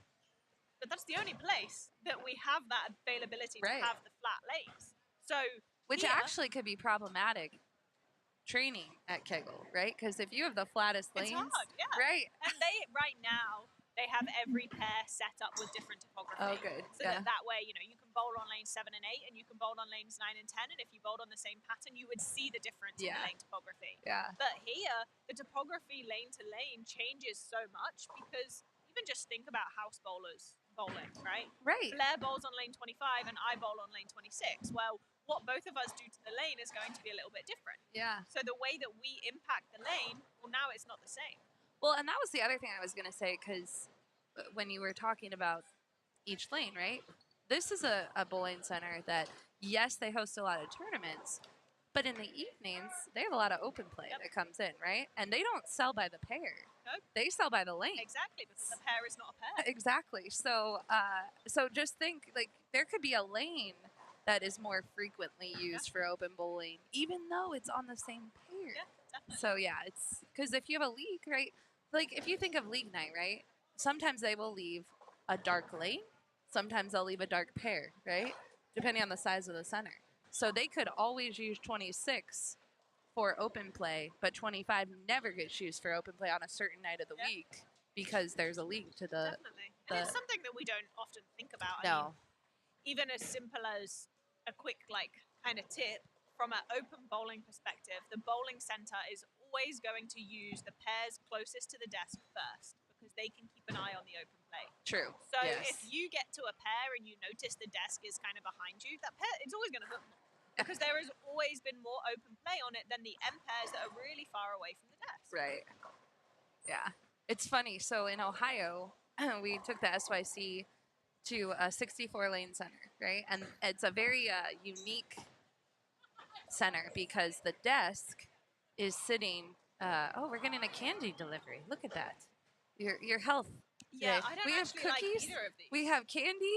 Oh no, we have Kit Kats. Reese's, I don't like, and Snickers. Oh I don't no. like either. But that's okay. I'm on Yeah. a diet, so they're all yours, Blair. Thank you.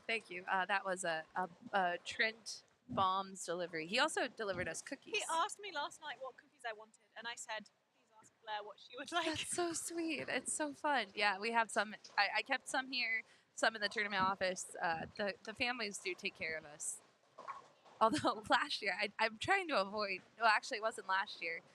The last time we were in Florida was the hurricane, and we were fighting the hurricane to come here.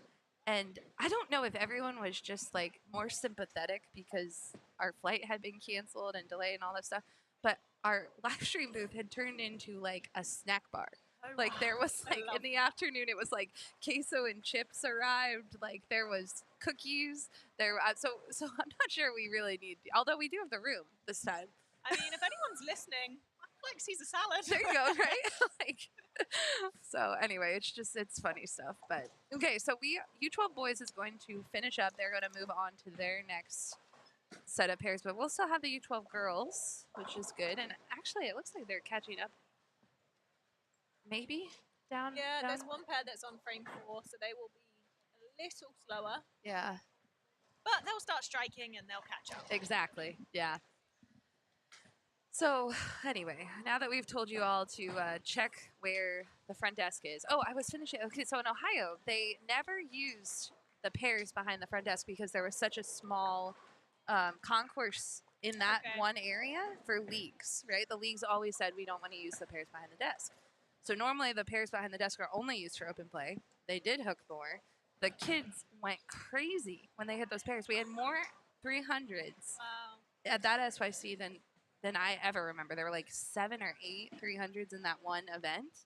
And they all happened behind the front desk. And when I was talking to the GM, she goes, I'm going to tell the league bowlers that they might want to reconsider bowling on these pairs because they've kind of turned into those nice pairs in the house. Yeah.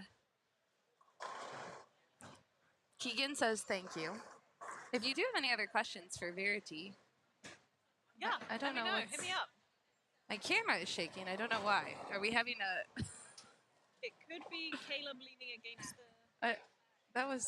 I know. I'm like. It looks like we're having a earthquake here. Oh, he's kicking it, I believe. Caleb, hang on.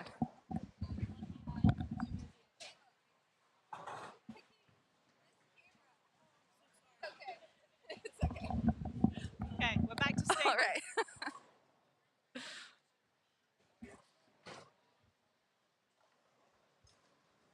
So Blair, where's next for you? Are you traveling a lot at the moment? You know, we are gearing up for the busy part of the year. So next month might be my busiest travel month of the year. So we have Michigan. We're going to Michigan for the very first time with the SYC, which is very exciting because I think there's a lot part of Michigan? Lansing? Okay. Lansing, I believe. I believe it's Lansing, yes. So we'll be going there next month.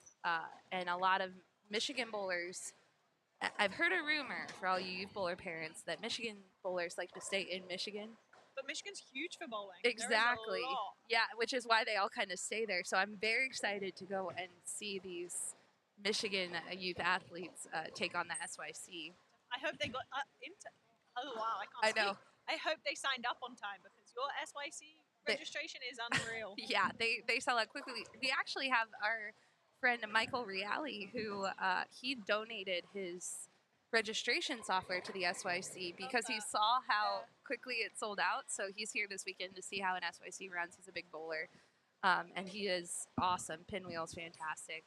So we're going there, and then very exciting. We did a special contest this year, an absolute power trip.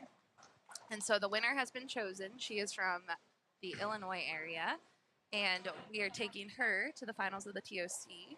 She's super excited, so Gary and I are going to go out there, and I haven't been to a PBA Tour event in a while, probably a year, I think.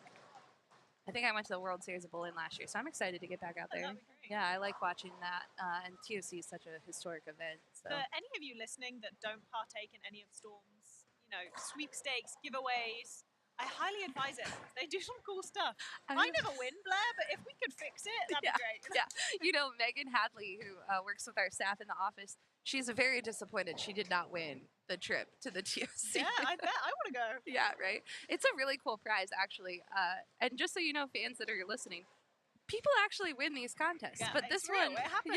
yeah. So our winner, who I'm blanking on the name right now, but she won not only some expenses to get to Akron for the TOC. She's gonna go in and see the finals happening and see who gets named to the TV show or makes it to the TV show. Jennifer. Thank you, Jennifer. Yes, she is Jennifer Longmire, right? Yes. Yeah. Okay. Good. So she gets to come in Thursday, see who's going to make it to the TV show. Friday, she gets to watch any of the action. Sometimes they do some extra events. I'm not sure if they're going to do a league event on Friday or not, but Friday night, she gets to go to the Hall of Fame dinner. Oh, wow. Yeah, which is very hard to go to the PBA Hall of Fame. Saturday morning, she'll get to bowl in a pro-am. Then she gets to, there's something else Saturday afternoon, and then Sunday she gets a VIP seat on the TV show to watch to see who wins. Amazing. So not a bad prize. So yeah, so that's what we're doing, and then I'm going to attempt to bowl the women's championships after that. We will get back to that, but Alyssa currently has 6 in a row. Yes, May let's 27, go. she has 7 spare, and then the next 6. And that's 7. And that's 7. Let's go, Alyssa. That was awesome. I'm telling you, she had a big growth spurt. Yep. She got a little more ball speed. She's throwing it pretty good. Okay, when are you bowling women's championships? First weekend in May. We're taking the. Are you bowling the women's this year? I am. I'm not Okay. bowling until June. Okay. Yeah. They have the women's championships is not in the same locations as Queens this year. So Yes. I always used to bowl around the same time as Queens. Yeah. But now I'm bowling in our break that we have in our season. I would imagine a lot of the women are going to go bowl that week, right? Yeah. I'm opting out of Queens this year, but I usually do the same thing, right? So we all bowl around that, but since my whole team is opting out of Queens, we were like, well, we can bowl whatever we want this year. So Nice. yeah. Are you bowling much at the moment? No, because Okay. I was injured. True. So, And now yeah. you're traveling. Yeah. Are you going to get any practice in, though? I've bowled 2 weeks of league. Well, 1.5 weeks of league. I hope this isn't from the start of the year. This is. It's been that.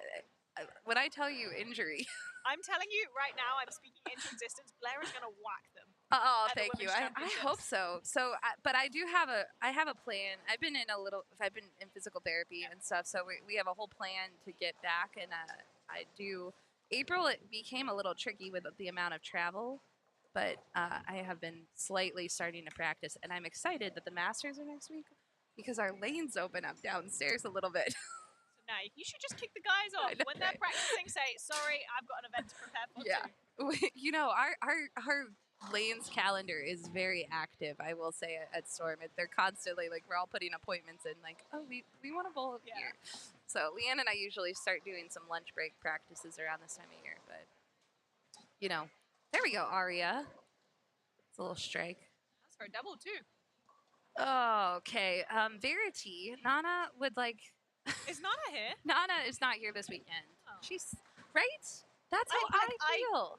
I was just expecting to see her, right? I wouldn't imagine that she wouldn't be here. I know. So now I'm kind of like sad, right? I agree, but What? but she did send some goodies that we're bringing for St. Patrick's Day, and so be prepared. But anyway, Oh, do I have to wear? I didn't bring green. we brought you green. we got you covered. I didn't even Well, think actually, about it. Nana brought us pink. Okay. She brought us green, but she would like to know if she can start a GoFundMe page to bring Hosan back for the year for the 100% PWBA you tour. can. I'm completely okay with that, Nana. And I think he would love that too. He was messaged the me and best asked me fan. to say hi to you, and we were gonna record a video together. And now Oh, I know. See, Nana, you have broken Verity's heart. might be a little extreme, okay? I'm doing okay, but yes, I'm a little sad. Papa Starkey is also here too. Papa Frank. So shout out to them. Abby though is not going to be on the live stream here. I think she was to the left of it. Yeah, she was just to the Yeah, right, I think. so she's going that way. But now here's a fun fact. Alyssa did end her streak at 7, but still has a phenomenal game going on. I'm not sure what her high game is. So I know for a fact she just had a tricky pair that she bowled on game 1. I'm not sure what she, oh, I could look up what she bowled last game, but this is a very good story because, as you said, one game, you know, mentally, it didn't take her out of the competition, right? She didn't just go, oh, I'm having a terrible tournament Yep. because I started on a really, She can shoot 267 here. yeah. So here's her first game was 136, Wow. and then she bowled 171, Okay. and now she's got this game going on. It's so crazy in bowling that one game doesn't do anything, right? You always have an opportunity to gain more pins back. And even if you're bowling 3 games or you're bowling 4 games and you think, well, it's only 3 games, well, you can shoot 250, you can shoot 260, you can shoot 270, and you just automatically get those pins back. So sometimes I think we're a bit too close-minded after a bad game, and we beat ourselves up too much. 100%. And then it affects us in the next game instead of resetting and learning from the bad. You know, oftentimes I think it's easier to shoot 250 after you've shot 150 because now you know exactly what not to do. Yeah. Okay, before we talk more about, because they're going to go into their 10th frame here, Alyssa's starting it. You have to know about the cruise. Oh, yes. What? There was a bowling cruise. You bowled on a boat. I bowled on a boat, and it was an amazing experience. There was a bowling tournament arranged by Greg Olson from Seattle. He put together a doubles tournament on a cruise with 3 celebrity appearances, celebrity coaches. Myself, Kyle Troop, and Amleto Monicelli were there on the cruise ship too. So it was a doubles tournament, and people participated in this tournament. There was different divisions. There was 3 different divisions, and the leader in qualifying of each division then made it to the finals. Okay. In the finals, we bowled 3 games with those leading doubles. So myself, Kyle, and Amleto all bowled 3 games, and whoever had the highest overall score won. And there was money for the participants who made the finals. And the most amazing part is I was fortunate enough to be on the winning team, and the 2 people that I were bowling with were junior bowlers. They won Smart Scholarship. Oh, that's fantastic. And it was just amazing. And it's a funny story because the girl that I got to bowl with had actually messaged me when I posted about the cruise and about it being open. She messaged me and she said, hey, is this available for youth bowlers? And I'm like, I'm sure it might be, but let's speak to Greg and let's see whether we can kind of get it all USBC approved to get the Smart Scholarship. And he did, Greg was amazing in that sense. And then she went on to win, which I was just like, it's so amazing. cool. The fact that she messaged to see if she could bowl and then ended up winning and actually getting that small scholarship towards bowling in college. So it was a lot of fun. It was hard, don't get me wrong. This is what I was going to, the lanes. Okay, have you ever been on a cruise before? I've been on a cruise before, okay. Yes. I've never been on one. Is it normal for there to be bowling lanes on the cruise? It's not normal, but there are a few cruise ships that have lanes. Okay. So it is not uncommon. Okay. And then, so when you're bowling, do you feel the waves? 100%. So there were some times that you wouldn't really feel very much, right? Yeah. You just felt like you were bowling in a regular bowling center. But there were other times where I would set up on the approach and I feel myself moving. Just moving. So I would have to set up again. And then actually, if you took the bowling ball and you just placed the bowling ball on the approach, you would see it move, right? Because obviously the boat is moving. So sometimes that would determine, we would be able to figure out hey, which way is my ball going to move? Because you would throw the ball down the lane. And there was a brief 5-minute period where we were turning, right? So we're bowling and the boat is turning. Blair, I could not hit the head pin. My ball just kept going to the right and to the right. If anyone follows me on social media, I posted a video and my ball backs up. The first shot, I got the 10 pin off clean. And the second shot, the exact same thing. And everyone kept well, not everyone. A lot of people realized that was what was happening. But other people thought I was throwing it back up. Oh, yeah. And I'm like, no. I was genuinely trying to throw the ball at the head pin down the middle with a mix. And I couldn't keep it on the lane. Oh my gosh. I couldn't hit because the boat is turning. So it was just so crazy. And that was what was, to me, it was so eye-opening.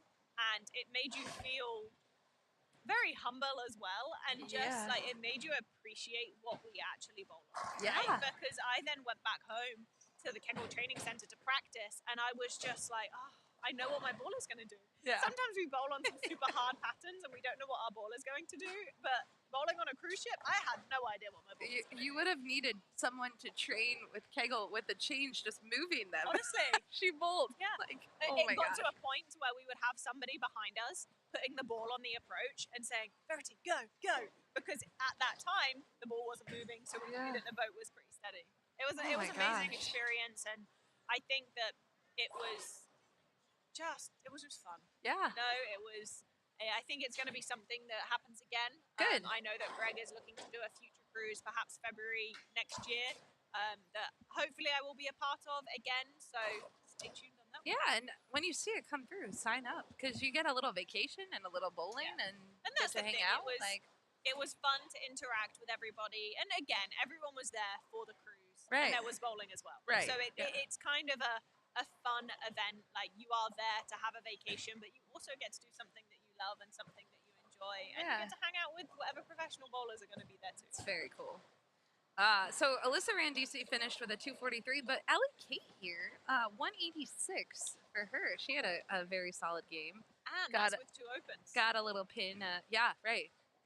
She got a little trip at the end. She did her little, smack it out kind of, for Ellie Kate. But I loved her mom. Her mom posted on social media. So Ellie Kate obviously has bowled several SYCs, and she is very small, as you guys just saw, right? And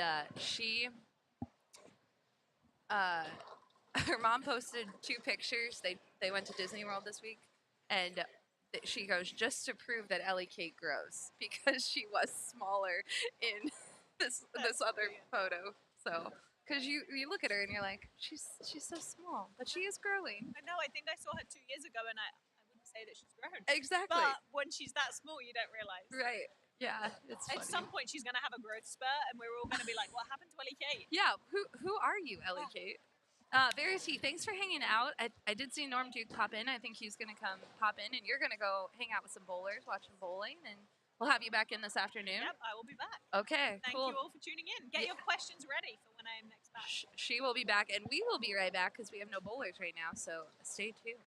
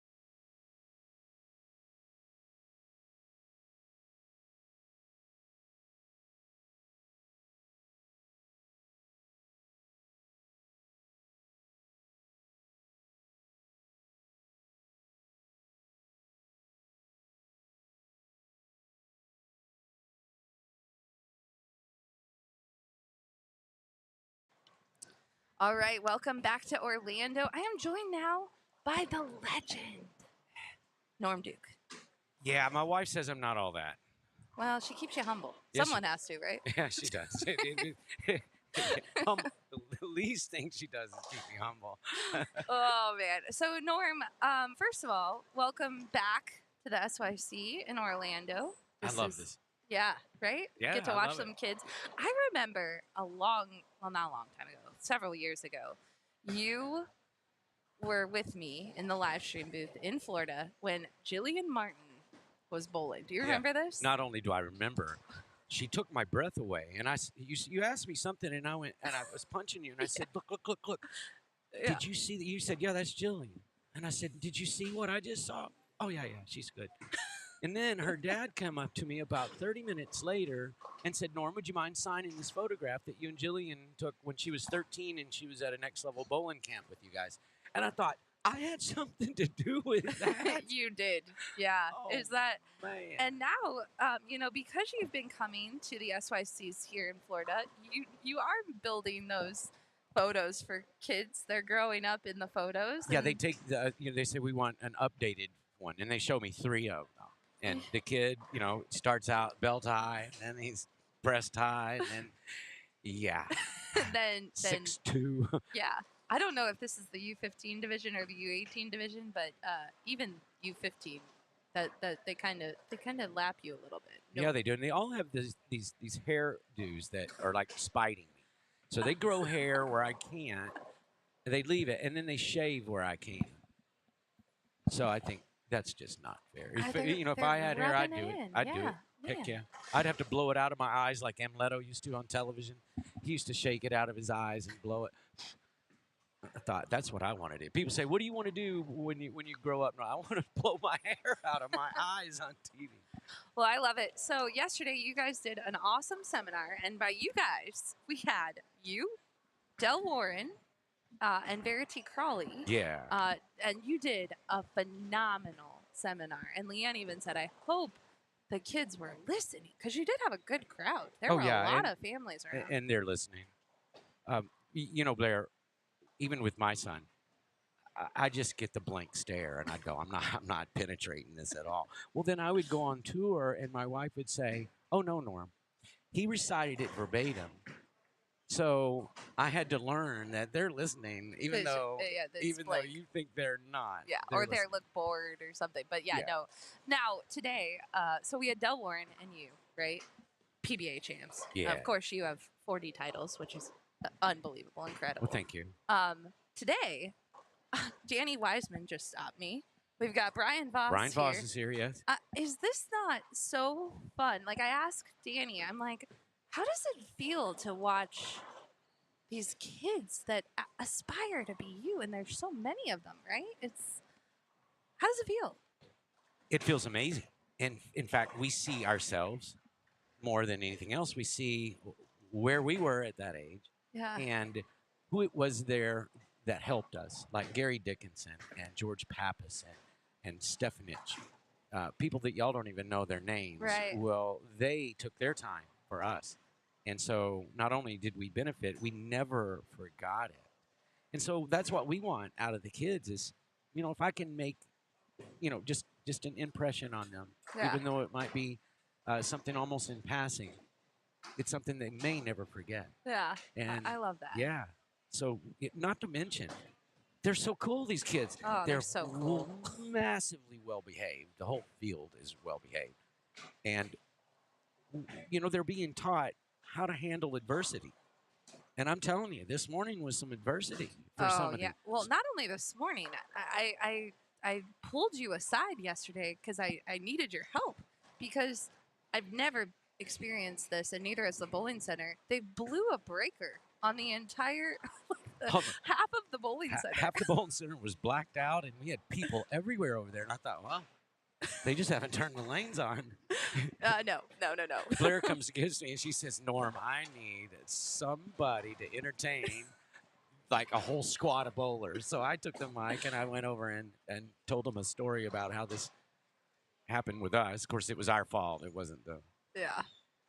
And I told was him a a good story story. about Blaze Bedoya when he hung up in the thumb on frame 2 of game 1 in Erie, Pennsylvania. He threw it up through one ceiling tile, and there's a big hole, and it comes out another ceiling tile. And I thought, wow, those are pretty good. Well, they had to stop the whole thing, and they had to clean it up, and they had to re-oil all the lanes. And then they just said, everybody's first shot's not going to count. We're going to start over. So we've never really went backwards that much. The whole squad. Yeah. Yeah. So lots of diversity here, or adversity, not diversity, adversity here in Right. Orlando this weekend. So, which happens, right? Right. There's only so much you can control at a bowling tournament. That's true. And you can control your thoughts and your behavior when adversity's happening. And if you're better at that than the field, well, then that's your advantage during adversity. And it will come. It's not going to come every time, of course not. But, it really is about watching these kids grow up and learn, and then they start teaching us lessons. And Absolutely. Some of the lessons we knew before and forgotten, some of them we never knew about. But here's one thing I can tell you about this bowling center right now.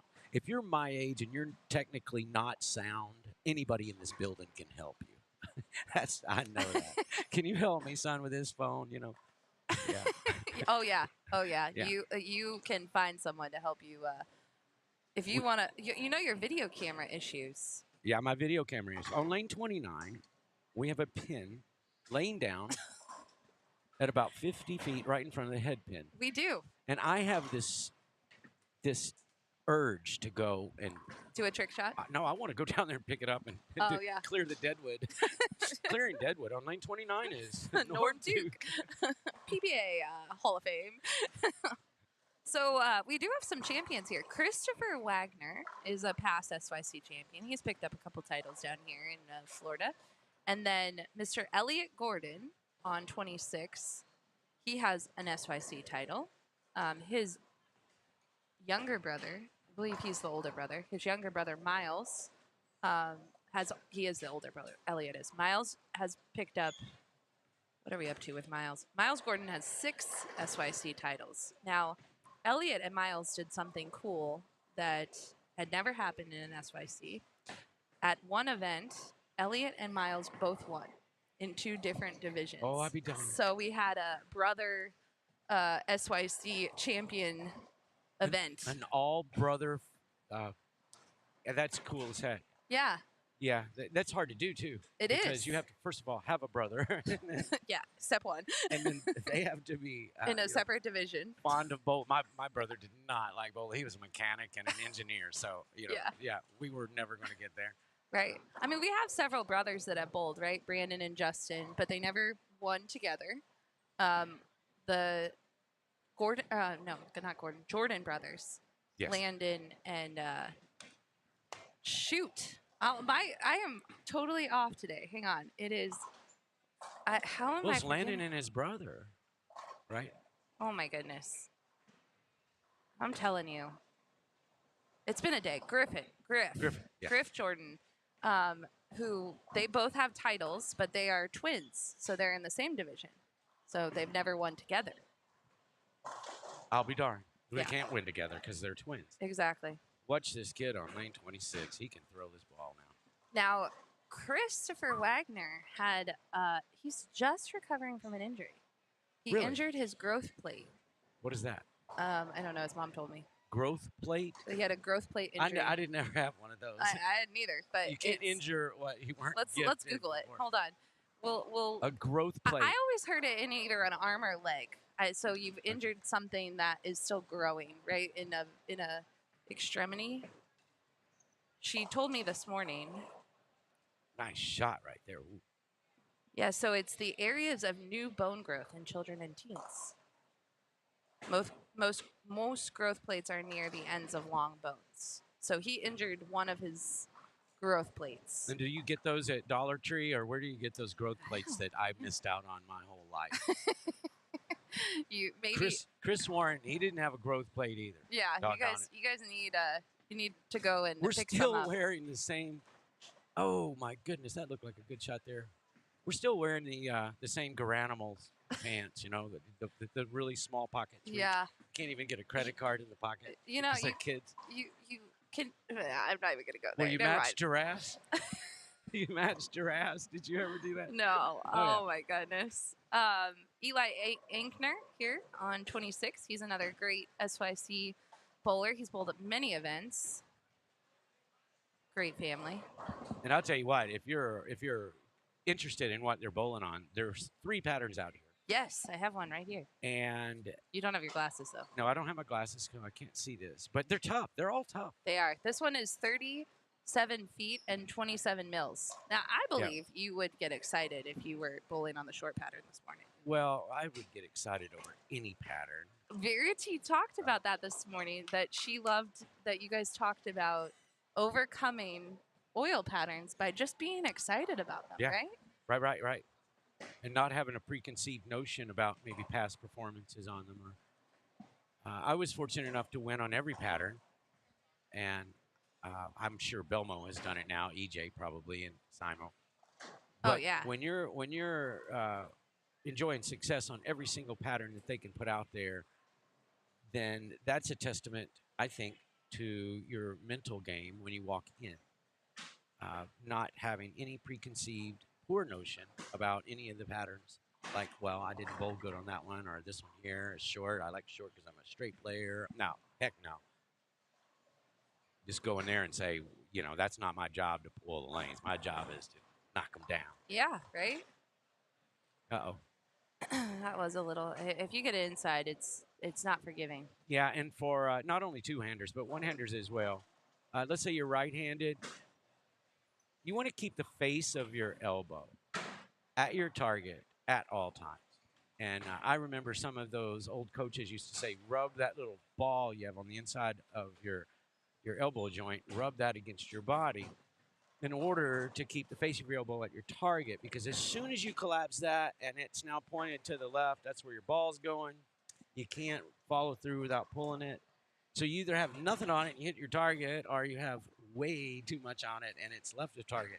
So keep that at your target at all times, and you'll be better, sir. I love it. Otherwise, you're going to get 3 on the left every once in a while, and that's not the way your right-hander wants to do it. I don't love the 3. I've gotten some 3s. I don't love it. Yeah, here we go, a 3-count spare right there. As we mentioned. 28, yeah. It's a tricky spare. Look, when they're hard and you elbow it early, you're going to get 3 occasionally. Yeah. But hey, he picked it up. Spares count. I like Sebastian's game here. That's a solid. It is, and I can see what he's doing. He's trying to pull down the ball speed and to give the ball some time to make it up the hill. And it softens up the roll once it enters the pins and gets some strikes. The problem is he just got that one slow for the first time. He's looking at 3 opens and with the 1 mark or 2 marks, but one of the marks is a 3 count. Yeah, that lovely 3 count. Because now you've bowled at Boardwalk, I'm assuming? Yes. Okay, so Verity said that one of the characteristics here is the gutter doesn't much play, which makes short patterns a little even trickier. Oh, very much so. Right, because you want to send a big angle to the gutter. Right. And then it just sails. And it sails. And one of the big reasons for the oversail is because so many people use non-reactive as a crutch out there. And what they're doing is just sending oil. And then you got plastic balls going at 10 pins, and that's just sending the oil along. And so what you get is you find yourself lined up. Let's say you're going 7-4, 7-3, and then 5 frames later, you could point the ball from up there and still not get it up because the whole field is using non-reactive. So what we're saying is that the lanes change so very much that on this pattern, typically you will have to get lined up, move right first for a game and a half, and then start inching back to the left or going right back to where you were and then starting to move left from there. Absolutely. And that's just because the back ends tighten up quite a bit. 27 mils of oil, as you said, that's quite a bit of oil when you're only oiling 37 feet. Yeah. So to say that the lanes are dry, no, you can get a hook, but where the oil is a lot of oil, and it's going to the back end quickly. I need to correct myself. I was listening, but Mr. Gordon here, turned around. I called him Elliot. This is Miles. Miles grew a foot on me. So you thought this was the older brother, I thought right? this was Elliot. This is Miles.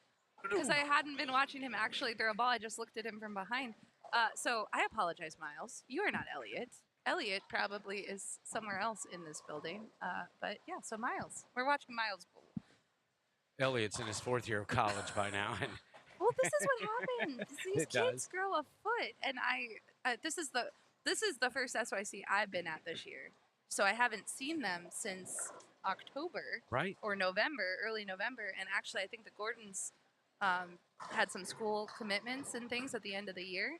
And so I haven't seen them in a while. And they just grow. Like even Christopher. Nice, Christopher, right there with that little bird dog on the tee. He had 2 3-pins going at that 10-pin.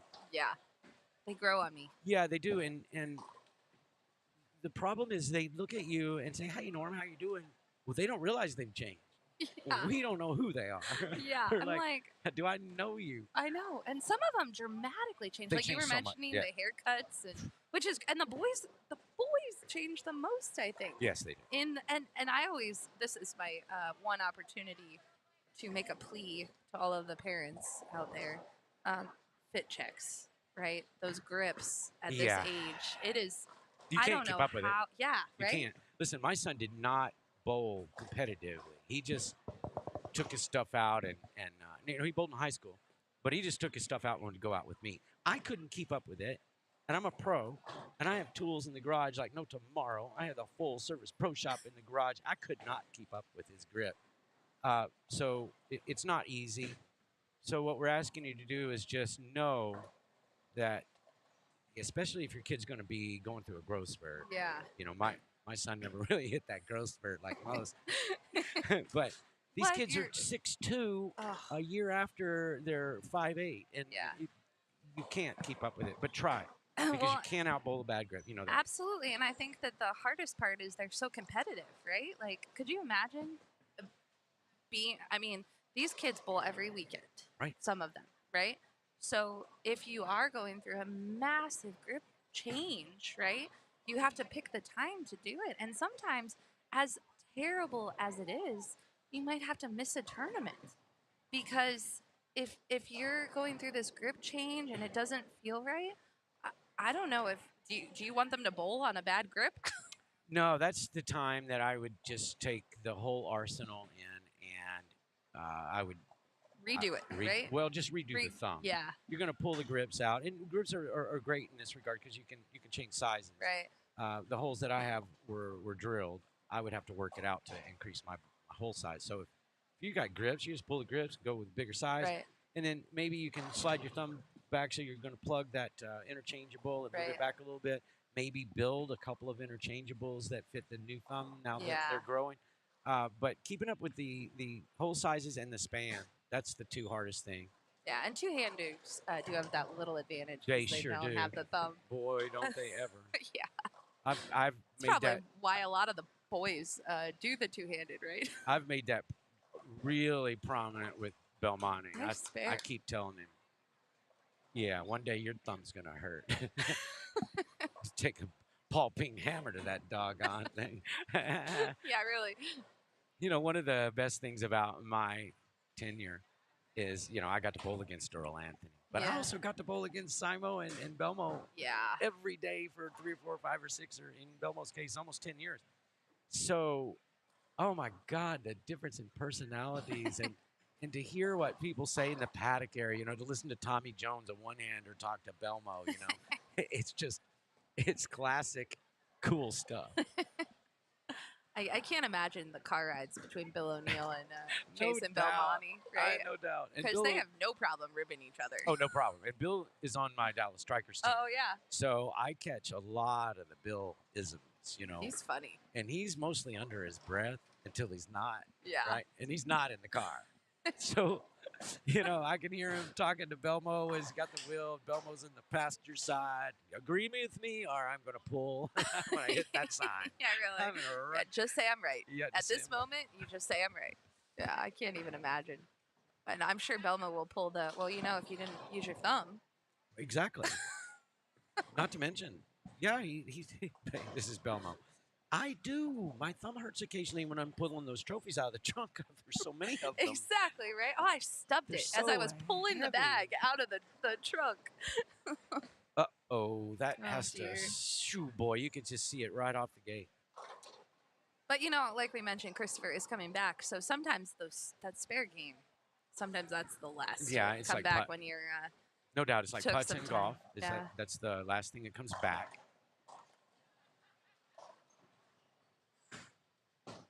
So, I love it that these, sorry. No, you're good. I love it that these two-handers have learned that you can go the opposite direction. Isn't So it I amazing? watched a spare ball right here. A young man that's two-hand with right side. He leaves the 3-6, and he threw a cutter in there at that. Yeah, And Mr. Caden here. Yeah. Caden's throwing that backup release on his first shot. Yep. Yeah, they do. Like you mentioned, Anthony Simonson, and I think that's what's interesting because Verity earlier today said that I asked her who she modeled her game after, right? Because I'm always curious about that, especially with her, because she hooks it a lot for a female, right? And so she mentioned that she followed one of the champions from her country, Okay. and then Kelly Kulick, of course, right? Why not? So what you just mentioned, right? Watching Earl Anthony and knowing yourself, and then even in the two-handed game, right? If you take Jason Belmonte and Anthony Simonson and put them side by side, how different are those games? Oh, they're very different. Right. Yes. And then Troop. Completely Troop's another different. one. Yeah. So there, even the two-handed game, there's so many different ways to go about it. Right. And I think you can have as much or more versatility within the two-handed game because you can go back. You can go throw back up easier. Yeah. And so I was on a plane once with Belmo, and he asked me, he says, "What's your he said, "What's your perfect bowler, mate?" In his accent, "Perfect bowler, mate." And I said, "My perfect bowler is somebody who can spare with Oscu's release, which is hard and straight at everything." I remember that. Right? Yeah. And I said, a two-handed release, but with the thumb. So if you wanted to go up 1, 2, 3, you can do it at will. You can still do it, yeah. Well, back then we didn't have those rules of extra holes. True, So that was my perfect roller, and a two-hander that can go both ways. He didn't realize what I was saying. I said, "No, I want a two-hander that can throw a backup ball just as efficiently." I said, "Jason, I have a 15-year-old in our center that adores you, but he throws it better backup than he does." And he didn't. Jason didn't give that much prominence until then. Simonson Started won doing one, it, yeah. and Jason texted me. He said, "You called this, mate. You called this. I'm going to go work on it." And I'm telling you, when Belmo says he's going to work on something, you can just pretty much guarantee he's going to come. He's going to have a 4-iron in that bag, that backup ball, and he's going to make him suffer. Yeah.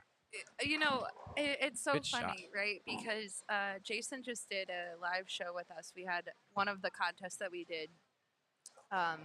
It was part of the Journey bowling ball, and the winners won a live show with Belmo. So they got to go on, and Belmo was interviewing them, and it was very fun for the bowlers. But at the end of the last one we did, it was after we ended, and the winner commented to Belmo. He said, I hope you know how much you've inspired the next generation, which I think we've told you that. You have inspired so many bowlers, right?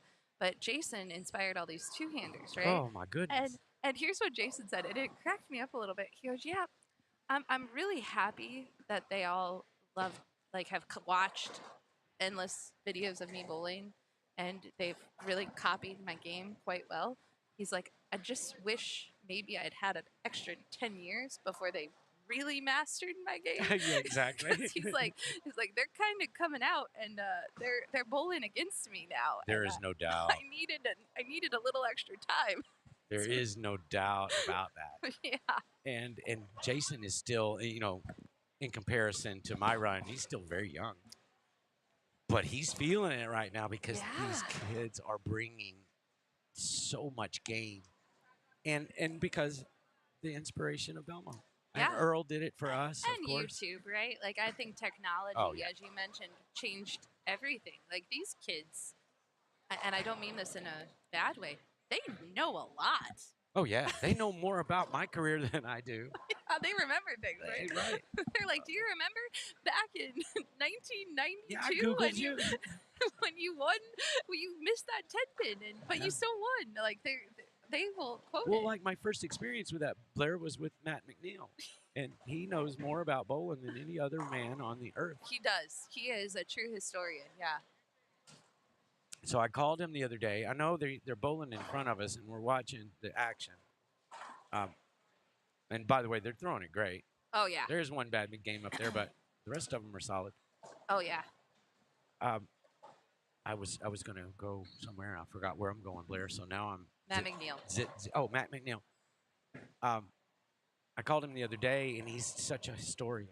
I said, "Hey, I got something for you." "Oh, what's that?" "I'm going to give you the 3 score sheets of that one tournament. They were sent to me a long time ago after the fact, and they're the qualifying scores of when I had that massive streak in. And I'm going to frame them for you and let you put them up." And he almost could tell you what I bowled all of the 18 games. And I'm like, dude, I got the score sheets right here, and I couldn't tell you what I bowled. He is such a memory. He has a memory. It's amazing. We did have a question. Devin Montoya, yes, that is him bowling. He's finishing up his 10th frame. He's on 928. He really wanted that pin, that dreaded pin that he left. The solid 8. He wanted that to go. That was not nice. That would have been a double there. Right. And he has a couple open, just one split, one. 175 in the bank. Yeah, still good. This is a very tricky pattern this morning. So. Yeah, and the main thing is don't have a game that shoots yourself out of it. That's the big deal. Is you're going to find a pair that you can produce 210, 220, 230. Yeah. And make that worthwhile. Because if you have 110 over here, it really doesn't matter. Plus, by the way, if you don't like the short pattern, that's okay, because we got medium and long coming up, and it's an overall award. You can pretty much guarantee that nobody's going to like all 3 of them. Nope, absolutely not. Keegan has a question for you.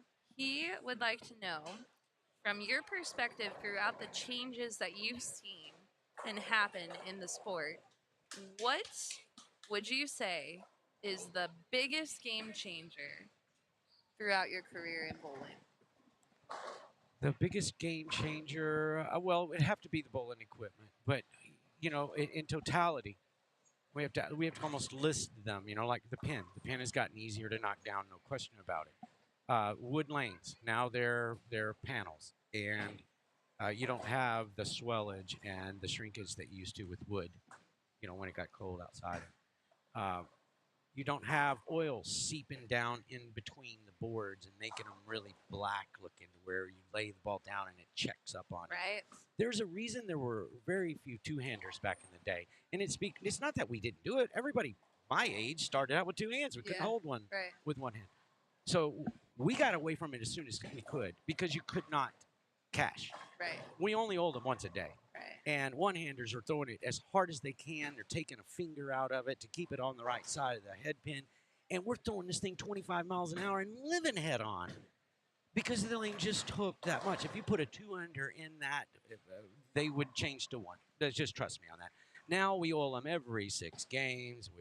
Well, you mentioned the balls and the lanes, right? But I went down to KEGEL for the first time this trip. Never been down there.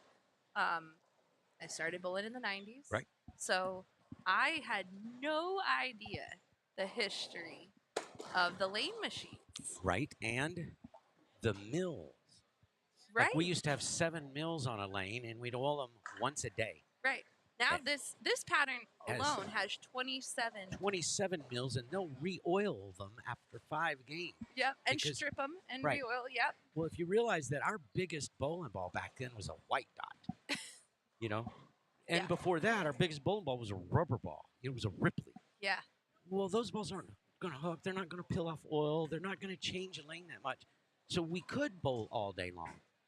But the more we make a bowling ball worthy of or capable of hook, the more that bowling ball is going to require more oil. Yes. And so, therefore, you buy a bowling ball and you tell your proprietor you need more oil. You buy a bowling ball and you tell your and if you don't put more oil out there as a proprietor, they're not going to buy the bowling ball. So, therefore, you kind of miss all of this. We had this happening. conversation, right? Yeah. Don gave us our tour. Exactly. He's fantastic, right? And I was joking with him at the beginning. I go, yeah, we're gonna get to like you guys keep changing the oil, so we keep having to change the bowling balls. And he goes, well, we keep changing the bowling balls, and we have to change the oil. So it goes back to the Exactly. both late great John Davis and Bill Chrisman, right? They both were challenging each other in the sport. And they both saw it. They did. They knew what was coming. Right. And you know, there's two of the greatest bowling minds ever. By the way, I got to spend at least 10 nights with John Davis at his place out in the fire pit, just talking bowling. That's incredible. And he was brilliant. And so, you know, when you say what are the big changes, well, the pin's a huge change, big time change. And then, of course, the bowling balls, the oil, the machines that put the oil on the lanes are now so much more accurate. We used to do it with a spray gun or a mop, you know, where we had the applicator. You pour it as much as you think you need, and then you just push the oil down the lane. I mean, yeah, it was amazing. They showed us that machine. It was amazing how we did it. When I was growing up, my father had a bowling center, and when I turned 7, and so from 8 to 12, I did the lanes. And if you're relying on a 10-year-old to make your pair the same, forget about that. No. But it's bowling, right? That is why we have so many two-handers now, is because you can, and it is more beneficial to power. 100%. And the game has not changed in its scoring. Let's say a strike is 10 plus your next 2 balls, right? Yeah. Well, if you said a strike is worth 10 plus your next 1 ball from now on, well, then maybe straight would stay around longer. But the way we score it based on rewarding power, and now we've got a playing field that power is a requirement. It used to not be a requirement. It was only required if you could potentially hit what you're looking at, and now you really don't. You just have to get the right touch on. Yeah. Well, Norm, we're going to have you back on the stream. The bowlers have finished up on these pairs, and I think we're going to have a little bit of a break because delay. Yes. Yeah, because we've got one group coming off the floor and another group coming on. Yeah, and we have some delays just because there were some breakdowns during practice. Right. We have a couple of pair that's got to finish on the other side. Yeah. Right? So, but Norm, thank you for being here this weekend. Thank you for enriching these families' weekends, and you know, of course, you'll be back in here either this afternoon or tomorrow morning. Yeah, this afternoon. This of course. afternoon. Yeah, yes. yeah. Look for him.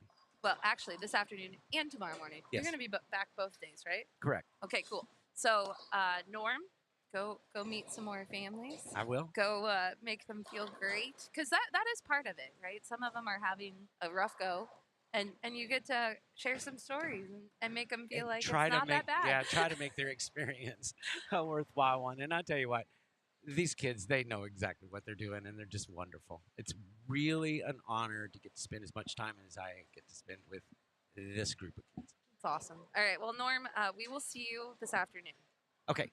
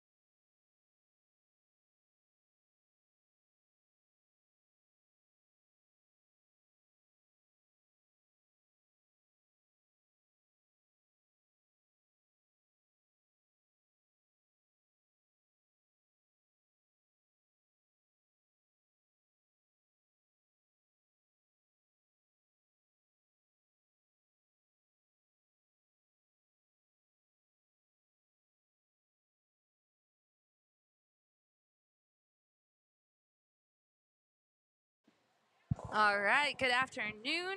We are back for game 5.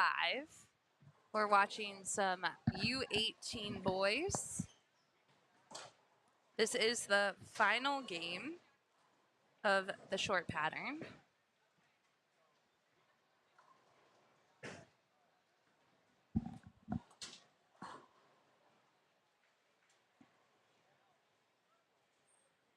Thank you all for hanging out with us this morning and watching some great bowlers compete. Connor Jimenez is stepping up. Let's see if Connor filled out his bio. Let's take a look.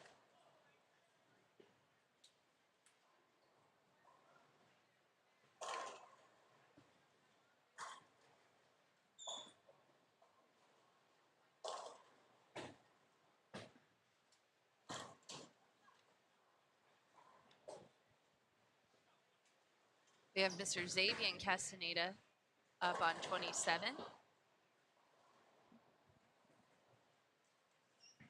Mr. Bowder, who's grown about, 2 feet since I've seen him last. He's up on line 26.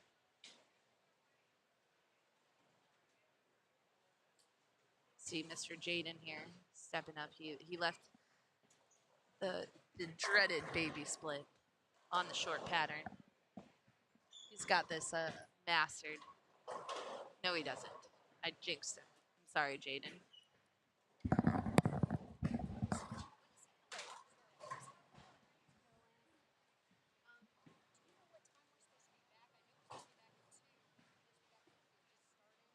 I would ask.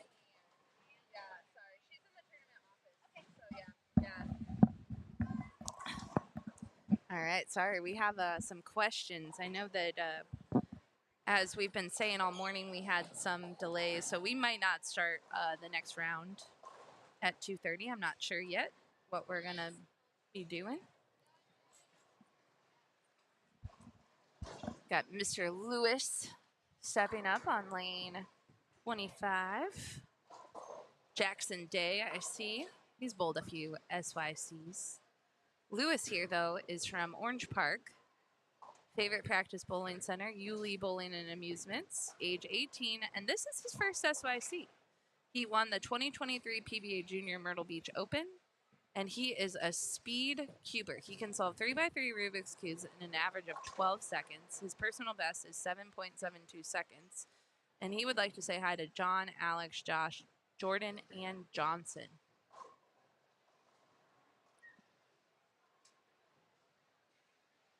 Got McKellen Gagney up there. He's from Saratoga Springs, New York. He's going to step up on line 26.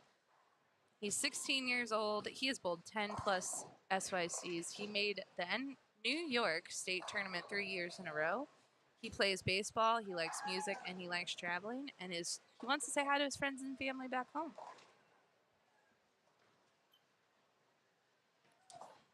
Mr. Daniel Young here. He's from City View Lanes in Fort Worth, Texas.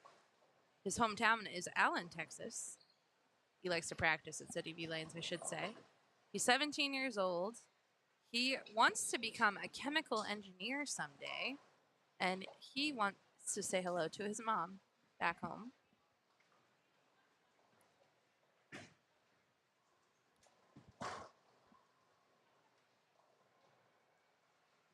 Brooks Golden on lane 27.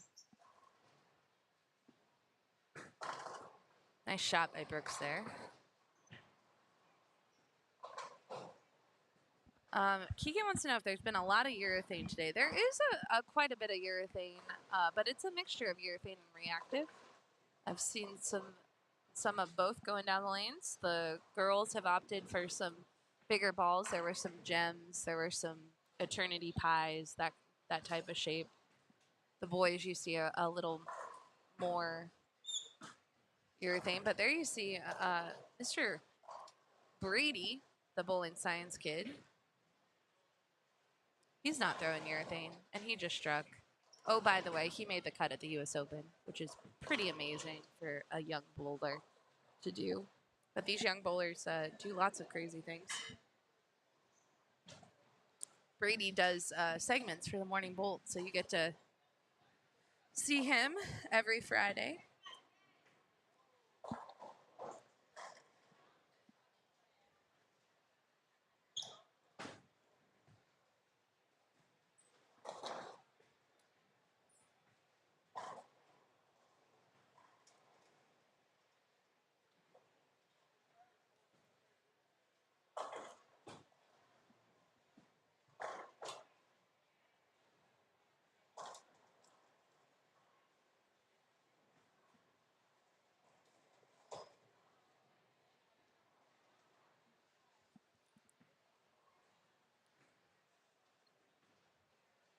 See Chris Daughtry too. See if we have a bio for Mr. Daughtry. He did not. Oh wait, I spelled it wrong. Let's see if we. Nope. Sometimes the U18 boys do not fill out their bios. Chris has a great game though. Solid.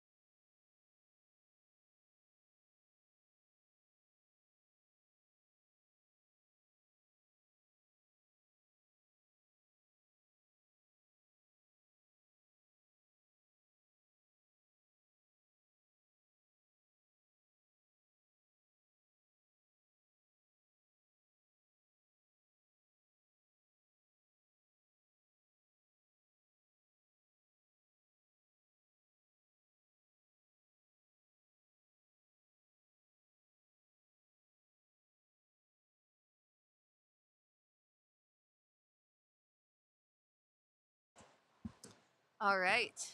We are back. Again, this is game 5 on the short pattern.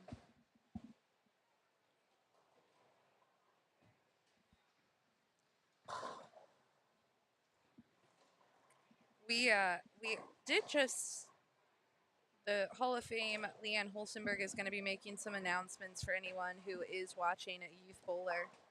She's going to announce shortly that we will be starting the afternoon a half hour later. So that is Leanne that you hear in the background. We don't like to make announcements.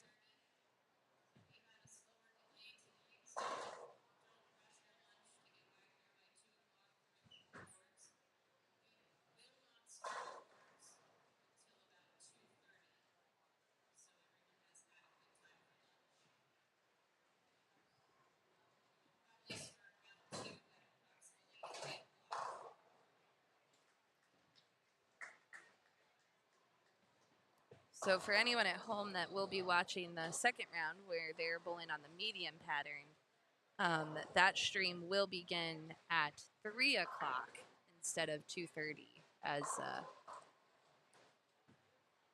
just gives all the bowlers the same opportunity to have a lunch break. And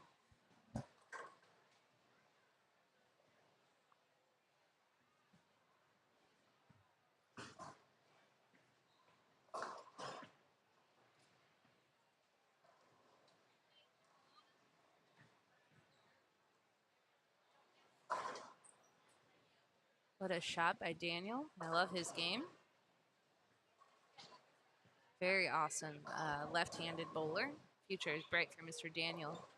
And studying chemical engineering. That is a very good field to go into these days, as I've been told.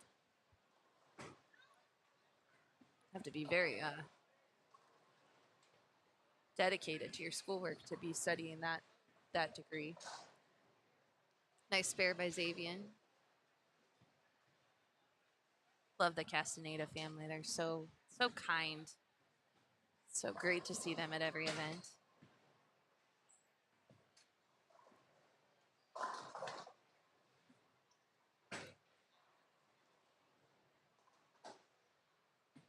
Here's Jaden stepping up on 25. He's on a double.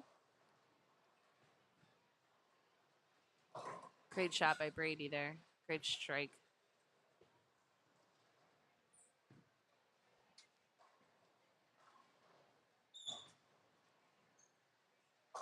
Jaden didn't like that one off his hands. He almost gets to trip a 4. It held for him. It didn't. He's got it in a little bit, which so far has been problematic for most of the players.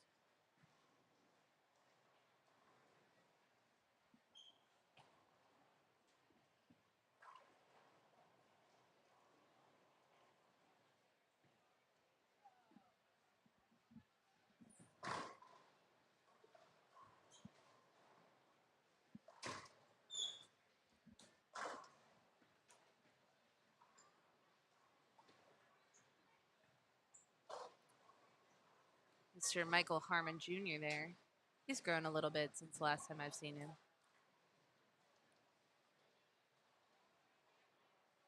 He's further down. I'm sorry. You cannot see him on camera. He is off screen. I apologize.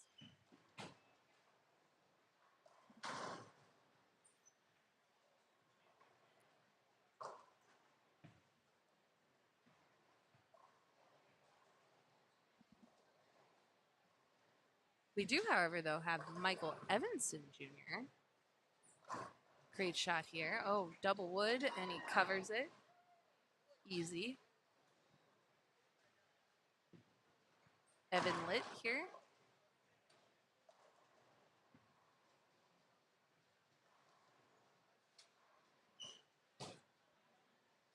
McKellen Gagne is wearing the awesome new Coolwick design jersey.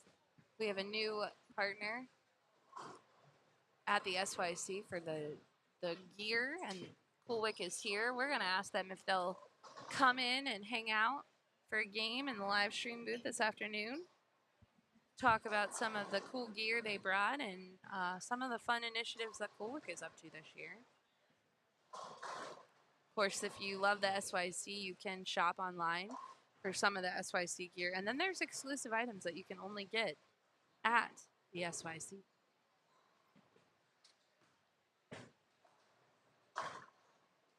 Great shot by McKellen.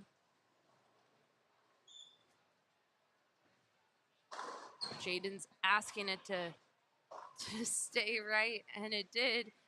And then the 9-pin stayed up. That was a rough break for Mr. Jaden.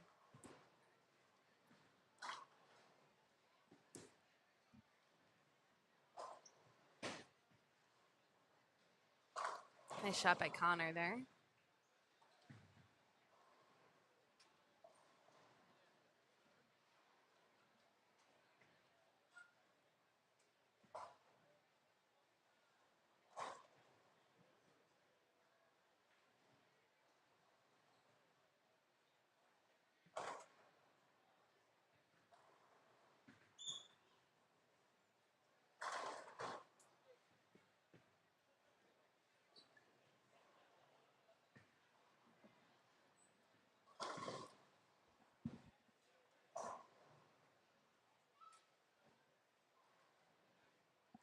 We just do want to thank all of our supporters. Take this opportunity. Of course, Storm, Bill, and Barbara Chrisman are so giving in what they do through Storm, and they always are trying to give back to the next generation to make new loyal bowlers. We, of course, lost Bill Chrisman last year, but Barbara Chrisman is strong and leading our company forward with both of their visions. Barb was part of Storm since the beginning. She was co-founder, so she was in on the decisions all along. And now she's carrying Storm forward, of course, with our president, Tyler Jensen. And Storm gives throughout the year, but the SYCs have been truly amazing to meet all of the families, and we thank the families for choosing to spend the weekend with us. Cool Wick is new this year. KEGEL, a great supporter.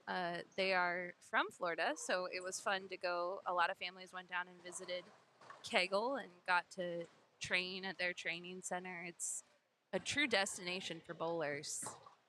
And if you are looking for a place to take a trip, Lake Wales is a great place to spend time. They're very close to the Orlando area, so you can make it a family vacation. Or you can just enjoy Florida and the great weather that they have here. We thank KEGEL for all they do. They design every oil pattern unique for each event. So the first time that they get to bowl on the oil patterns are at the SYC. They, of course, know the pattern going in and they can lay it down back home. But the first time that it is laid down for competition, they is at the SYC. PBA Junior is a great supporter of the SYC too. They have donated an extra scholarship. So tomorrow we have the PBA Junior Never Give Up Scholarship in play. So the leaders of every division on the long pattern round, the final round of the tournament, they get a bonus scholarship from PBA Junior. And we also have a PBA Junior Major. That'll be the Ohio event this year in June. Turbo 2-in-1 Grips is another great supporter. Ray's Eyewear, 3G Shoes, 12 Bagger, Ballard's Bowling Academy. Bowl Metrics is our official scoring system of the SYC. If you haven't heard of Bowl Metrics, you can view scores there. They are updated nearly instantly as Brady McDonough throws a messenger at the 10 pin and gets a round of applause from the crowd here. And then we also have Quality Respite Home Care, T&D Transportation, and Pinwheel. Pinwheel is a new supporter of the SYC. They are our registration software. So if you are gearing up to sign up for SYC this year, they do sell out quite quickly, but we have Pinwheel backing us, and they are a phenomenal registration software system to work with. And Michael Reale is actually here this weekend, hoping to have him in the booth later today, and we'll chat with him about Pinwheel. Those are our supporters of the SYC. If you're ever interested in donating to the SYC, all of the money does go back to the scholarship fund, and we appreciate all of the people that make the SYC possible. And the families. The families are truly the reason that we're able to keep doing these events, because they support them, and you all choose to bring your youth bowler to learn and grow at the SYCs, and we really appreciate all of your support through the years. They started in 2017, and since then, they've just grown into a community of friends and family, and it's great. When you miss an SYC, you really miss all the friendships that you've made along the way. So I know I was home in Texas, and I missed everyone, so I'm so glad to be back this year. And even Norm said he loves coming back and seeing all the families that he's met over the years. It's always bittersweet, too, when we find out some of the bowlers are bowling their last SYC around this time of year. We're getting into the spring when graduations are happening. Bowlers turn 18. The cutoff, of course, is August 1st. So we love watching them grow up, but we're just like you. We're sad to see them move on, but we're excited, too, to watch them on their bowling journey. Daniel's game is just so good. He's just struggling a little bit with the transition here, but strong lefty. Nice shot by Xavier.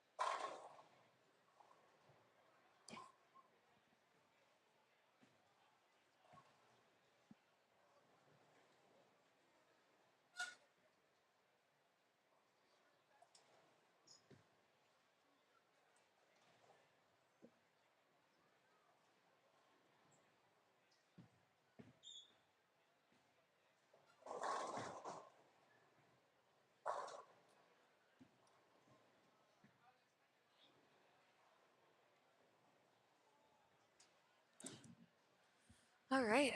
Keegan says, I think the future of the sport is in good hands. I agree. I think the future is super bright, and it just keeps getting brighter. Our trophy even has the brightest sunshine of all. Our graphic designer, Jessica, she has designed some new trophies this year. We've always done the states, but this year we added a little element from every state into it. So Texas, of course, Platinum Ford was the presenting sponsor. So you got a cool pickup truck carrying the state of Texas. This month, Florida has a giant sunshine behind it. It is a really cool trophy. I wish I could take it home, but they say that I am too old to bowl. It's so sad. I don't think I could win against these kids anyway, so I just would be admiring the trophy. I do like some of the kids have come into the tournament office and held it up and just are willing it into existence that they'll be taking that trophy home, and I love that mental mindset.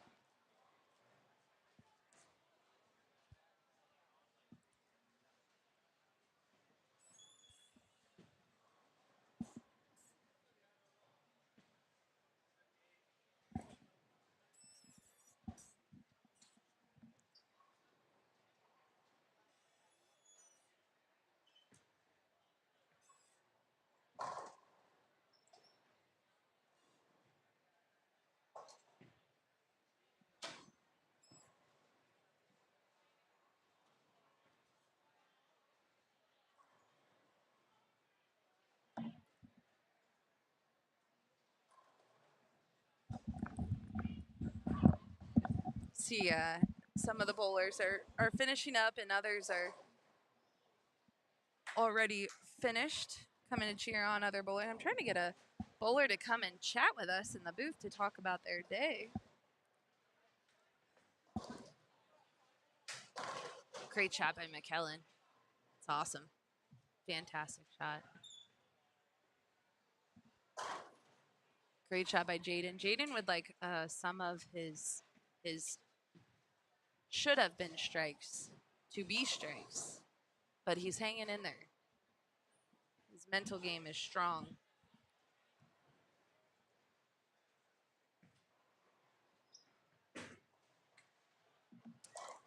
Jacob wants to know, how is Raider R doing? I do not see Raider right in front of me. If he is in front of me, I apologize that I don't see him. But you can check Bull Metrics to see how he is doing. The scores are updated as quickly as possible. As you can see, some pairs are finished, some are not.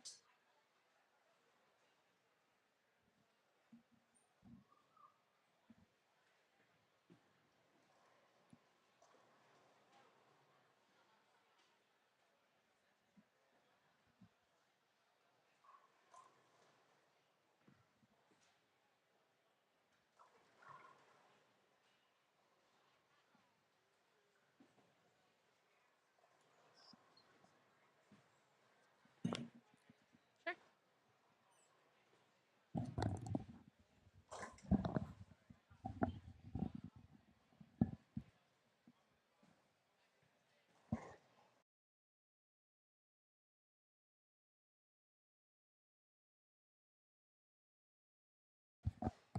Hey, guess who's back? Hello, folks. It's not Slim Shady, it's Norm Duke.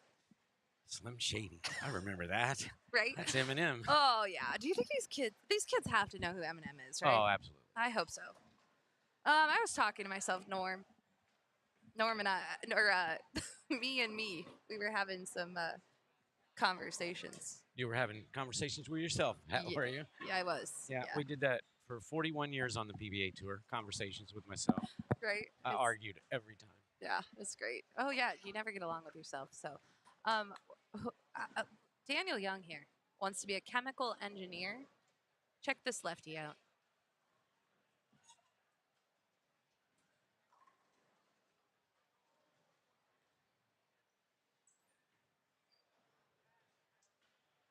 Smooth. Yeah, very smooth. Yeah. He doesn't want to be a bowler, though. He wants to be a chemical engineer. And, there's nothing wrong with that Yeah. at all. Maybe he wants to bowl and be a chemical engineer. I don't know if you can multitask with that job. You can. That one is. You can. What you do is you go bowling on Tuesday night. You go in with a chemist and you come up with formulations for bowling balls on Wednesday morning, and then Wednesday night you come back and you test the chemical formulations that you built. Right?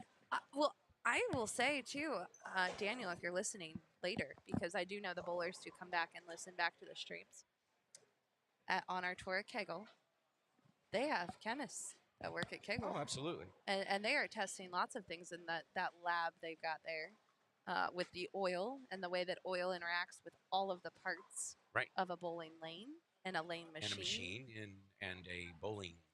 So I encourage any bowler that loves bowling, don't forget about KEGEL when you're done with college. Right, because they just came up with that oil, I guess their slickest oil called ice. Yeah, which is what they use here at Boardwalk. Exactly. Boardwalk, yeah. And, well, I tell you what, the game just never ceases to advance. And, I've been out of it now for a couple of years. And I have to get with the kids and have them, show you the way. Refresh my memory. You just bowled, though. I did. Not so good, though. I don't think you would qualify it as bowling. It was, I will say, though, it was really, the picture that you guys took, that Legends team. Yeah. Oh, my goodness. I know. I was right next to Mike Albee. It was crazy. Sweet. I have somebody wanting my attention. Well, actually, I paged him to the booth.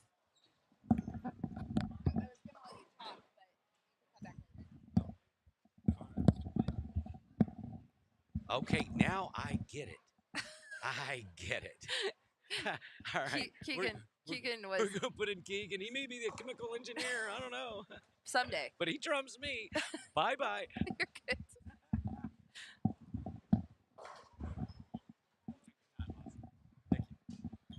All right, Mr. Keegan Alexander. What up? How was your day? It was a day. It was a day. Yeah. All right. Short pattern. Yep. What did you think? How did it play for you? I know pair to pair probably. Yeah, pair to pair was very hard. I hit 3 and 4, and it was a little rough. But I shot 216 to finish out on 3 and 4. Nice. I left 16 9 counts. Okay. And missed one of them, I believe. That's a good. Yeah. I mean, that's not bad. But I went like minus 35 and threw a 150 in there, so it was all right. Okay. At least I didn't like. What balls did you throw? Started with a pitch black, then went through a magic gem, and then for games 3 and 4, I threw 5 balls because I had absolutely nothing. Okay. Just kept getting 8 or 9 and made a spare. And then game 5, I made like 3 washouts. And then game 6, game 5, I just threw 1 ball and was my exponent pearl, which was for 216. Wow. Okay, exponent pearl came into play. Yeah, someone in the chat was asking, was it mostly urethane? And I'm like, it does not look like it was mostly urethane today. No, not at all. I saw a couple kids that were doing really well with the urethane, but there was just so much early hook and pair to pair made it hard with how tight they were in the middle. Mateo Quintero agrees. He says yes. Good. As he eats a Reese's. You can have a candy if you want.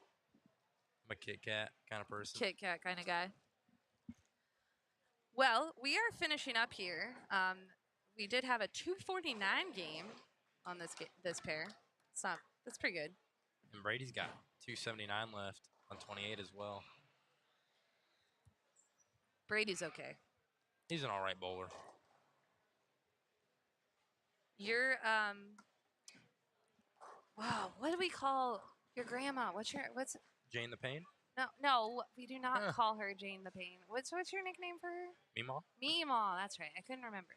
Like, I have to try to keep everyone's grandma name straight. She's in Myrtle Beach right now. I'm jealous. I am too. Myrtle Beach is my favorite place. As of right now, I'd probably want to be there instead of here. Listen, now, Keegan, this mental game of yours is strong. You know that you can come back next round and make all of your pins up. For the most part. Yeah. If I keep making my spares, I should be all right. See, Jane, I'm trying to take care of Keegan. I even made a 6-10 or a 6-7 the last game too. See, there's a positive. I'm trying to keep it positive over here. That's my. I was very positive today. I know. I love it. Yeah, lots of spare shooting, lots of things. So Probably too many spares, but there at were a least lot of spares. Everyone left a lot of spares. You know who Jaden here? Jaden, those nines, that was a rough go. There was an 8-pin in there. There was or a 9-pin. I'm sorry, 9-pin, a 7-pin. yeah, game 2, I had 2 stone 8s, a stone 9, a 10 pin, a 7 pin, and a 4 pin. Yeah, see, that's the Jaden feels your pain. Yeah, and then I 5 pin the first ball on the 10th. Jeez, those are hard. That's a hard game to do. But like Jaden here, he's hanging tough. Got a double. Yeah, all of my higher scores, my not so bad scores, were on this right side of the building, or the left side. The right side, I was probably about 60 under for 2. Well, I think the bays here play so different, right? Like it's Yes. really 4 bowling Oh, centers in one. And then Verity was chatting about that someone had asked in the chat, you know, how do I overcome a bad pair? And she goes, well, think of every lane as its own lane, right? Like that's important. So, Oh yeah, like I'm convinced that anywhere from like 22 to 1, those hook a lot more. yeah, Anywhere down here is kind of how they should play, and then that whole right side is very tight. it is tight. Like, it yeah, does not the hook. gutter does not play. Yeah. Jaden here finished with 236, and lane 28 turned off. Uh-oh. I don't know what happened. Hopefully someone sees it. Lane 28. Oh, and 15, 16's trying to get through the 10th frame, I believe. Oh, and then someone's just starting their game 5 on lanes 5 and 6. Yeah, we've been talking all day about how there's a slight delay, but we are finishing up. It will happen. Everyone will finish with their first 5 games today. So. I believe one of the tournament leaders is balling on that pair as well. Oh yeah. Yeah, Christian Lickery Okay. is balling down there as Oh, well. is it LaCory? LaCory? I think it's LaCory. Yeah. Yeah, I believe he's bowling down there because he was to the right of us. And I didn't realize their lane was right down. I thought they were waiting for us after the first game because our lane broke down twice in practice. So we got started late, and I didn't realize they were like next to us. I thought they were waiting for us because their game was turned on and everything. Yeah, they broke Then down I too. keep moving. Yeah. I was like, "Where's the pair to our right? They're just gone." Yeah. Yeah, there were some significant breakdowns in practice. But you know what? We all made it. Everyone survived. Brooks here. Yeah, and you heard you're starting a little late, right? Yes. Okay. Yeah. Which is okay. Yeah. Means we have less time, less stuff like we got to figure out later. Means we can just go home and go to sleep, get back, hopefully get good sleep for tomorrow. Because you eat so many different things when you're on the road. Yeah, I had Moe's Shocking. yesterday, and then I think I'm gonna try and go back today. Yeah. There you go. Get me a good burrito, and hopefully I can go 150 over next block. Nice. Here's Brady. Brady's gotten a lot of ball speed since the last time I've seen him. Yeah, I believe Brady's also kind of going to 15 pounds. I know he's got maybe 1 or 2 15-pound balls with him. He shot 270 game 2. He's okay. He's an all right bowler. He's okay. He made the U.S. Open cut. He's okay. He's fine. Yeah, he kicks Brady's amazing. He kicks my butt every week in Texas. Brady makes me feel stupid once a week on the morning bowl. And I accept it. He is a very, very intelligent young man. Yeah, usually whenever I see Brady, I like to talk to him, but I like to ask him a lot of questions because I know usually he might have the answer to it. Yeah, you're learning for Brady. We're all learning for Brady. Yes. All of us. So you know your stuff too. I hope so. I'm trying to at least. Where are you going to college? Remind me. Mount Mercy. Mount Mercy. You excited? A little bit. Yeah. A little bit. Yeah. Until I get there, probably. Andy Dirks is one of my favorite people. I love Andy and Cassidy. Yeah, they're awesome. They're great. They run a great program, and you will. Yeah, they do.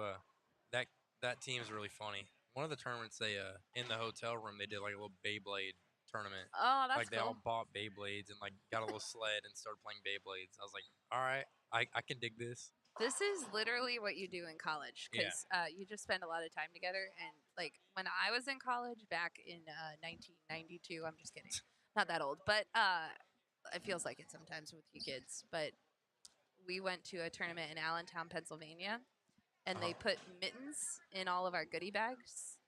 And our team decided what we would do was we would go buy googly eyes and make them into puppets because we were really bored. That's awesome. Literally, and then we all took a group picture with our puppet mittens that had googly eyes on them. Yeah, you do some odd things in college. All right, so we are wrapping up. Brady finished with 268. Shake it off. What did you say? 279 he had? He had 279 or 278 earlier in the day. Yeah.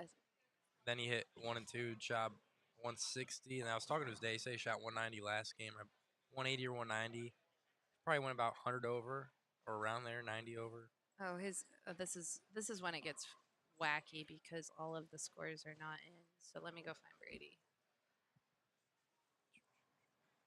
Okay, yeah, you're right. So he went 192, 279, 164. His dad said he shot 160 or 180 or 190. So okay, he'll probably finish about 90 over. Yeah, shake it off. This is hard, by the way. This is a very hard pattern. This is very hard. I don't get the bowl. I bowl here about every other year. This is by far the hardest one. The hardest short pattern I've bowled at least. Yeah. And honestly, I think this center and Planet Fun, they definitely compete for topography. They're both very tough. 28 is just deciding that we need to make this morning last longer. Doesn't want us to go. Poor Xavier is like, really? He's got one ball left. Really? He's just trying to finish up. Like, you're icing me. I'm on a double, and you're icing me. You know, I feel pretty special right now. You kicked Norm Duke out of the booth for me to get in here. Well, Norm kicked himself out. He just ran. He's like, Keegan's here. I need to leave. Oh, well, I was texting you because I saw you talking earlier, and I was like, oh, Keegan. Yeah, I was like, Keegan. But I couldn't yell at you because I was talking to the people. Because I was really talking to myself. The people need you. Oh, I appreciate that. Appreciate that, Keegan. I missed you guys last month. I really was sad. I was last home. month. Texas. Oh, yeah, Texas. See, I bowled okay there. I actually bowled decent at that one. You did have a good tournament. This tournament is not over yet, Keegan. No, I know. This is my one. I usually have about one okay block, and this is my okay block. Yep. Like I didn't kick myself out of it yet. I love it. Usually I'll come back. If I bowl really bad or like okay the first block, usually I bowl decent the second block and really good the third block. I'm really just hoping I could. My goal usually is like I have 15 games. Just want to shoot one game. Just have that like above 250. Have that little purple block and just call it done. Nice. But usually like SYC Texas through 2 blocks, I was the only one plus on both patterns. I was like, man, let's just try and go 1 over is okay, just so I can get out of there saying I was the only one to go plus on all 3 patterns. I heard Texas was one of the hardest SYCs ever. So, which is amazing because Planet Fun always is like the hard one, right? And Ernesto won that one. He bowled great. He bowled it left to me the whole time. He bowled awesome. Like, yeah. He kept the 1-3 in play all day. Didn't really give it away, and I was all over the place. I should have done that. Yeah. He showed me what I should have done. Yeah. But I got lucky. I held on to second place. I was like, I'll take this finish. Yeah. It's a great second place. But the patterns were the medium pattern and the short pattern, it was a little weird. It was the track, like, if we're looking at the graph and how we played in practice, they hooked a lot more. When we actually bowled them, we played the gutter on medium the whole time. It felt like they didn't even transition at all. Like, I didn't move for 4 games. And on the short pattern, I started at like 12 and ended up moving right. But I did end up using the balls when we did the interviews for the Storm. Sure. The balls I said I used that I was going to use, those were the only ones I used. I threw the pitch black for maybe a game, and that was it. Wow. Other than that, I threw a phase 2 the whole time. See, I want to be as happy as Brian next block. That's how I want to be next block. He's always happy. Yes. Yeah. Here, let's take a selfie. I need to show your mom that you are alive and well. Perfect. All right, so we are finishing up here. Last ball by Mr. Jackson Day. That was a good last shot. Finishes up for 190, and we'll be back this afternoon. Yes. 3 o'clock is when they actually will start bowling. So if you're watching, come back, and I hope you get most, Keegan. I hope so too. I need it. Okay, we'll see you later. All right. Thanks, Blair. You've been watching the 2024 SYC Florida.